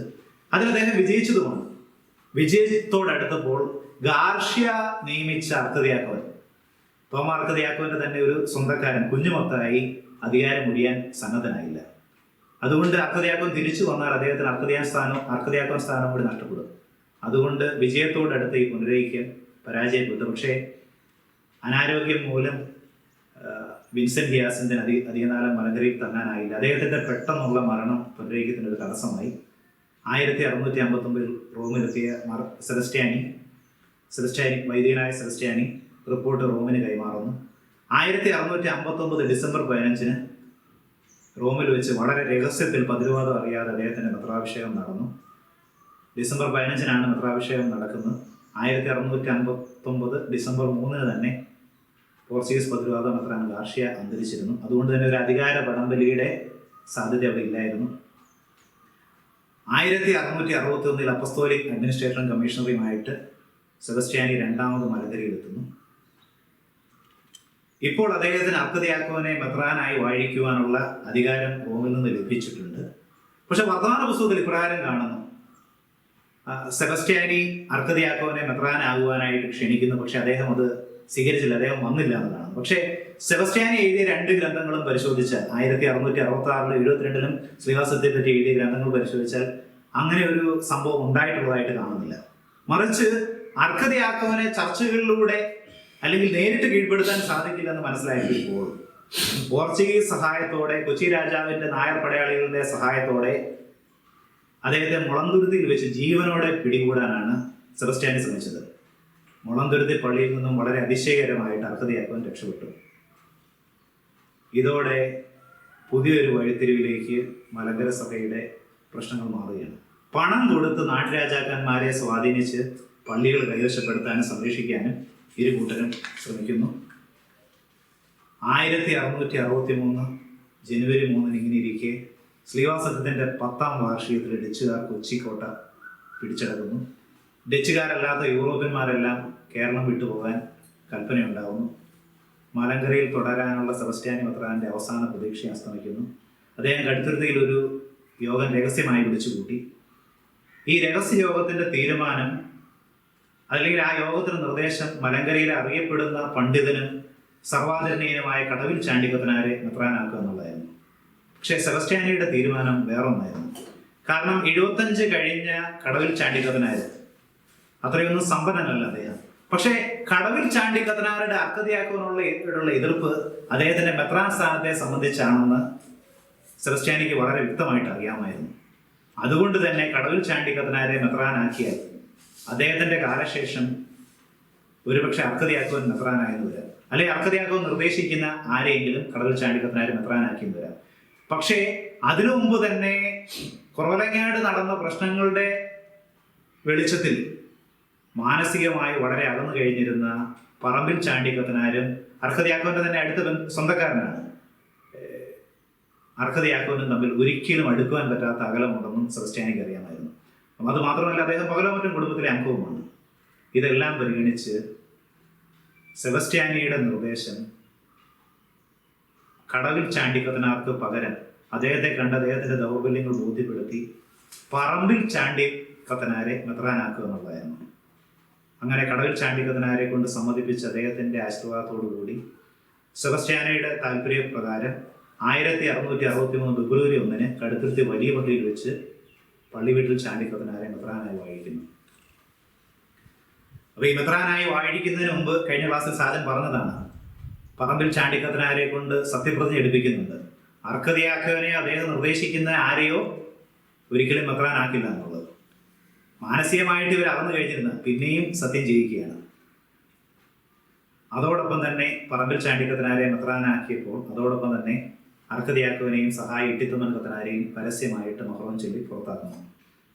അകത്തോലിക്കരായി തീർന്ന അർക്കദിയാക്കോൻ പിന്നീട് ജെറുസലേമിൽ നിന്നും വന്ന മാർ ഗ്രിഗോറിയസ് അബ്ദുൾ ജലീലിനോട് അടുക്കുന്നു. അദ്ദേഹം വഴി അദ്ദേഹം അന്ത്യോക്യൻ വിശ്വാസങ്ങൾ പരിചയപ്പെടുന്നു. അങ്ങനെ ശ്രീവാസത്തിന് ശേഷം ഉടൻ തന്നെ അധികം താമസിയാതെ തന്നെ പറമ്പിൽ ചാണ്ടി മെത്രാന്റെ കീഴിൽ ഒരു പഴയകൂർ കത്തോലിക്ക വിഭാഗവും മാർത്തോമ മെത്രാന്റെ കീഴിൽ ഒരു പുത്തൻകൂർ വിഭാഗവും ഉണ്ടാകുന്നു. പുനരൈക്യ പ്രതീക്ഷകളുമായിട്ട് ദൈവജനം പരസ്പരം ഒരു പുനരൈക്യം ആഗ്രഹിച്ചെങ്കിൽ പോലും ആ പശ്ചാത്തലത്തിൽ വന്ന മലയാള ഭാഷയിലെ അതിമനോഹരമായ ഒരു പഴഞ്ചൊല്ലാണ് കഴിഞ്ഞ ദിവസം സാധനം പറഞ്ഞത്. തൊമ്മൻ അഴയുമ്പോൾ ചാണ്ടി മുറുകും, ചാണ്ടി അഴയുമ്പോൾ തൊമ്മൻ മുറുകും. അങ്ങനെ ചാണ്ടിയും തൊമ്മനുമായിട്ട് പുനരൈക്യ പ്രതീക്ഷകൾ സജീവമായി നിന്നൊരു കാലത്ത് ഉണ്ടായ പഴഞ്ചൊല്ലാണിത്. കാലക്രമത്തിൽ ഈ വേർതിരിവ് പുത്തൻകൂർ യാക്കോബായ വിഭാഗവും പഴയകൂർ കത്തോലിക്ക വിഭാഗവുമായിട്ട് മാറി. അങ്ങനെ മലങ്കര സഭ ശ്ലീവാസത്തിന് ശേഷം രണ്ടായി പിളർന്നു, പിന്നീട് പലതായി. ഇപ്പോൾ ഉദയംപേരൂർ സംഭവിച്ച അനീതി മാർത്തോമാ നസ്രാണികളിൽ അവരുടെ പ്രതിഷേധമായിട്ട് നീണ്ട 53-ൽ പരം വർഷങ്ങൾ മാർത്തോമാ നസ്രാണികൾ വിവിധങ്ങളായ സമരമാർഗങ്ങളിലൂടെ പോർച്ചുഗീസ് മേധാവിത്വത്തിനെതിരെ പ്രതികരിച്ച് കഴിഞ്ഞ ക്ലാസ്സിൽ നമ്മൾ കണ്ടതാണ്. വിവിധങ്ങളായ സഹന സമരമാർഗങ്ങളിലൂടെ കുരുമുളക് നിസ്സഹകരണം, വിദേശ കുത്തക ബഹിഷ്കരണം, ഇതിലെല്ലാം ഈ മാർഗങ്ങളിലൂടെ മാർത്തോമാ നസ്രാണികൾ പ്രതികരിച്ച്, അതായത് വൈദേശിക മേൽക്കോയ്മയ്ക്കെതിരെ സംഘടിതമായി ഭാരതത്തിൽ ആദ്യമായി നടന്ന ഒരു സ്വാതന്ത്ര്യ സമര സമ്മേളനം അല്ലെങ്കിൽ പ്രക്ഷോഭമായിരുന്നു ശ്ലീവാസത്യം എന്ന് പറയുന്നത്. അതിൻ്റെ ചരിത്രം രേഖപ്പെടുത്തിയ 1653 ചരിത്രം ശ്രദ്ധിച്ച ഒരു അടയാളപ്പെടുത്തലാണ് ശ്ലീവാസത്യം. പല മാനങ്ങളുള്ള സവിശേഷമായ ഒരു ആധ്യാത്മിക സമരമാണിത്. നമുക്ക് ഒരു മതപരമായ ഒരു സമരമായിട്ട് അല്ലെങ്കിൽ ഒരു കലഹമായിട്ട് നമുക്ക് പരിമിതപ്പെടുത്താവുന്ന ഒന്നല്ല. പല തലങ്ങളിൽ ഇത് വ്യാഖ്യാനിക്കപ്പെടാവുന്നതാണ്. രണ്ട് സംസ്കാരങ്ങൾ തമ്മിലുള്ള സംഘർഷമാണ്. ഈ സംഘർഷത്തിൻ്റെ കേന്ദ്ര ബിന്ദുക്കൾ അല്ലെങ്കിൽ ജനം നോക്കുന്ന ബിന്ദുക്കൾ ഒരുപക്ഷെ പതിരുവാദം മെത്രാനും അല്ലെങ്കിൽ ഭാരതത്തിലെ മാർത്തോമാർഗത്തിൻ്റെ പ്രതിനിധി അർക്കതയാക്കുമെന്നുണ്ടായിരിക്കാം. പക്ഷേ 3 തരത്തിൽ നമുക്കിതിനെ വ്യാഖ്യാനിക്കാം. 2 സംസ്കൃതികൾ തമ്മിലുള്ള സംഘർഷമാണ്. സുറിയാനി ലത്തീൻ സംസ്കൃതികൾ തമ്മിൽ, 2 ദേശീയതകൾ തമ്മിലുള്ള സംഘർഷമാണ്. ഭാരതത്തിലെ മാർത്തോമാ നസ്രാണികളും പോർച്ചുഗീസ് പ്രതിരോധവും തമ്മിൽ. മൂന്നാമത്തേത് 2 വിശ്വാസ ജീവിതധാരകൾ തമ്മിലുള്ള സംഘർഷമാണ്. ഭാരതത്തിലെ മാർത്തോമായുടെ മാർഗവും കേപ്പായുടെ മാർഗവും തമ്മിൽ. ഇങ്ങനെ വിശാലമായ മാനങ്ങളുള്ള സവിശേഷമായൊരു ആധ്യാത്മിക സമരമാണ്. അപ്പോൾ ഈ സമരത്തിലൊന്നും മാർത്തോമാ നസ്രാണികളുടെ പോരാട്ടങ്ങൾ അവസാനിച്ചിരുന്നില്ല. അതിനുശേഷം വന്ന പ്രൊപ്പഗാന്ത ഭരണത്തോട് മാർത്തോമാ നസ്രാണികൾ വീണ്ടും കലഹത്തിലാവുകയും അതിൻ്റെയൊക്കെ ഒരു ദൃഷ്ടാന്തങ്ങളാണ് പാറേമംഗൽ തോമാ കർണാരുടെ വർത്തമാന പുസ്തകത്തിൽ. അതിനുശേഷം കുടക്കച്ചറ അമ്പുമണിക്കത്തനാരുടെ നേതൃത്വത്തിൽ സ്വജാതി മെത്രാനെ കിട്ടാൻ വേണ്ടി നടത്തിയ സമ്മേളനങ്ങളും അദ്ദേഹത്തിൻ്റെ ബാഗ്ദാദ് യാത്രയും അവിടെയുള്ള മരണവും അതിനുശേഷം നിതിരിക്കൽ മാണിക്കത്തനാരുടെ നേതൃത്വത്തിൽ നടന്ന പ്രക്ഷോഭങ്ങൾ, ഇതിൻ്റെ എല്ലാം ഒരു നെറ്റ് റിസൾട്ടാണ് സീറോ മലബാർ സഭ എന്നൊരു എൻറ്റിറ്റി. പക്ഷേ സമരങ്ങൾ അവിടെ അവസാനിക്കുന്നില്ല. ഇന്നും നമ്മൾ പ്രീ കൊളോണിയൽ ചർച്ച് അല്ലെങ്കിൽ കോളനിവൽക്കരണത്തിന് മുമ്പുള്ള ഒരു ഭാരതസഭ എന്നൊരു തലത്തിലേക്ക് എത്തിയിട്ടില്ല. അതിന് ഇനിയും മാർത്തോമാ നസ്രാണികളുടെ ഭാഗത്തു നിന്ന് അഹിംസാത്മകമായ രീതിയിൽ ക്രൈസ്തവ ചൈതന്യം ഉൾക്കൊണ്ടുകൊണ്ട് ആ ഒരു മാർഗത്തിലേക്ക്, ആ ഒരു ലക്ഷ്യത്തിലേക്ക് യാത്ര തിരിക്കേണ്ടിയിരിക്കുന്നു. അതിന് നിങ്ങൾക്കും എനിക്കും സഭ മുഴുവൻ കഴിയട്ടെ എന്ന് ആഗ്രഹിച്ചുകൊണ്ട് ആശംസിച്ചുകൊണ്ട് നമുക്ക് അവസാനിപ്പിക്കും. നിങ്ങൾക്ക് ചോദ്യങ്ങൾ ചാറ്റ് ബോക്സിലുള്ള ചോദ്യങ്ങൾക്ക് ആദ്യം ഉത്തരം പറയാം. നിങ്ങൾക്ക് ചോദ്യങ്ങൾ അയച്ചു തരാം.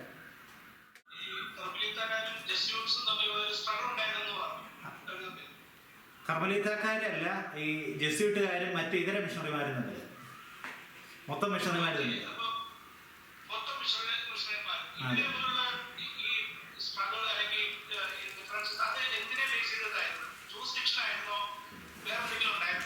മലങ്കരയിൽ എല്ലാവർക്കും അധികാരം കിട്ടണേ. അപ്പൊ ഇതിപ്പോ ജെസ്യൂട്ടുകാരുടെ ഒരു ഏകാധിപത്യമാണ് മലങ്കരയിൽ നടക്കുന്നത്. അപ്പൊ ബാക്കിയുള്ളവരെല്ലാം കാഴ്ചക്കാരാണ്. അപ്പൊ അവർക്കും ധാരാളം, ഇഷ്ടം പോലെ.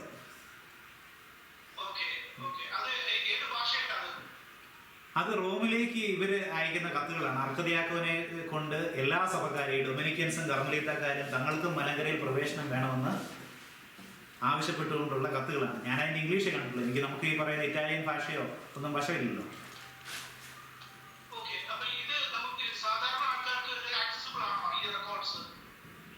ഇതിനെപ്പറ്റിയുള്ള പുസ്തകങ്ങളിൽ ലഭ്യമാണ്.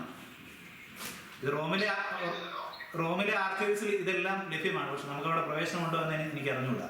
പക്ഷേ ഞാൻ ഇതിനെപ്പറ്റിയുള്ള ഇംഗ്ലീഷ് രേഖകൾ കണ്ടിരിക്കുന്നത് അല്ലെങ്കിൽ അതിൻ്റെ വിശദീകരണങ്ങൾ കണ്ടിരിക്കുന്നത് കൊല്ലാവർമ്മച്ചൻ്റെ പുസ്തകത്തിലാണ്. 1653 റിവോൾട്ടിൽ.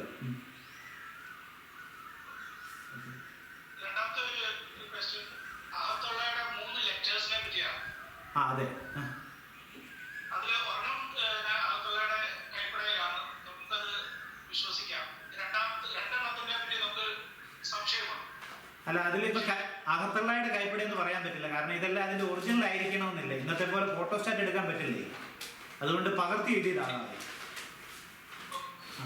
എന്റെ ഒരു സംശയം ഇതെന്ന് പറഞ്ഞാൽ ഒരു പോസിബിലിറ്റി മൂന്ന് കൈപ്പടയിലായിരുന്നു എന്നുള്ളതാണ്. അതെ അതെ അതെ അതെ. മൂന്ന് വ്യക്തികൾ ഹെൽപ്പേഴ്സ് ആയിട്ട് ചെയ്തിട്ടുള്ള ഒരു പോസിബിലിറ്റി ഉണ്ടോ? മൂന്ന് വ്യക്തികൾ പകർത്തി എഴുതിയതാണ്, ഒറിജിനൽ ആയിരിക്കണമെന്നില്ല. ഹെൽപ്പേഴ്സ് ആവാൻ ചാൻസ് ഉണ്ടോ? അങ്ങനെ വരുമോ? അദ്ദേഹത്തിന് തന്നെ ഹെൽപ്പേഴ്സ് ആവാൻ ചാൻസ് ഉണ്ടോ? അദ്ദേഹത്തിന്റെ അതെങ്ങനെയാന്ന് അറിഞ്ഞൂടെ, 3 വ്യക്തികൾ പകർത്തി എഴുതിയതാണ്. അതെ, അതുകൊണ്ടായിരിക്കാം 3 കൈയക്ഷരങ്ങൾ വന്നത്. 3ഉം പൗരസ്ത്യ സുറിയാനി ഭാഷയിൽ തന്നെയാണ്, പാശ്ചാത്യ സുറിയാനി ഭാഷയിലാണ്. അതെ. ഒരെണ്ണത്തെ നമുക്ക് സംശയമില്ല, അത് വിശ്വസിക്കാവുന്നതാണ്. രണ്ടെണ്ണത്തെ പറ്റി നമുക്ക് ഡൗട്ട് ഉണ്ട്. രണ്ടെണ്ണത്തെ പറ്റി പൂർണ്ണമായും അത് ഡൗട്ട്ഫുൾ ആണെന്ന് 2 സാക്ഷ്യങ്ങളുണ്ട്.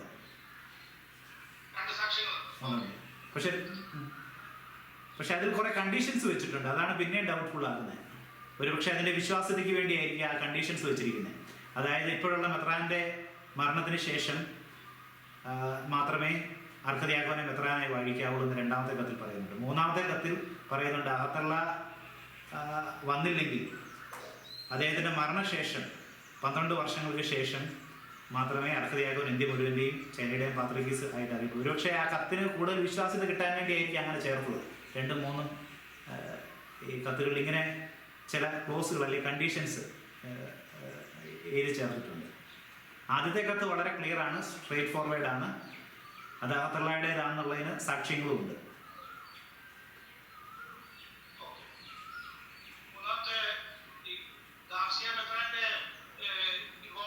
നാട്ടുരാജ്യങ്ങളായിട്ട് പണം കൊടുത്ത് അദ്ദേഹത്തിന്റെ രീതിയിൽ കൊണ്ടുവരാനായിട്ട് ശ്രമിക്കുന്നത്. അപ്പം ഇതിന് പണം കൊടുത്തതിന്റെ നമുക്ക് ഹിസ്റ്റോറിക്കൽ എവിഡൻസ് ഉണ്ടോ? അതെന്തുകൊണ്ട് അത് എഫക്റ്റീവ് ആയില്ല? കാരണം ഈ പറയുന്ന പോലെ ഈ നാട്ടുരാജാവ് പണം വാങ്ങിച്ചു എന്ന് വെച്ച് മാർത്തോമ നസ്രാണികൾ അംഗീകരിക്കണം എന്നില്ലല്ലോ. ഇത് കുരുമുളകിന്റെ കേസിൽ ഇത് തന്നെ സംഭവിക്കുന്നുണ്ട്. കാരണം പോർച്ചുഗീസുകാർക്ക് അറിയാവുന്ന മാർഗം എന്ന് പറയുന്നത് അധികാരവും പണവും ഉപയോഗിച്ച് നാട്ടുരാജാവിനെ സ്വാധീനിക്കുക എന്നുള്ളതാണ്. പക്ഷേ അങ്ങനെ സ്വാധീനിച്ചുകൊണ്ട് മാർത്തോമ നസ്രാണികൾ അതനുസരിക്കണമെന്നില്ലല്ലോ. ഇപ്പൊ ആർക്ക് വോട്ട് ചെയ്യണമെന്നുള്ള എന്റെ സ്വാതന്ത്ര്യമല്ലേ, വേറൊരാൾക്ക് നമ്മളോട് ആവശ്യപ്പെടാം. അതുപോലെ തന്നെ തങ്ങളുടെ വിശ്വാസം ആരെ സ്വീകരിക്കണമെന്നുള്ളത് മാർത്തോമ നസ്രാണികളുടെ സ്വാതന്ത്ര്യമാണ്, ആരെ അംഗീകരിക്കണമെന്നുള്ളത്.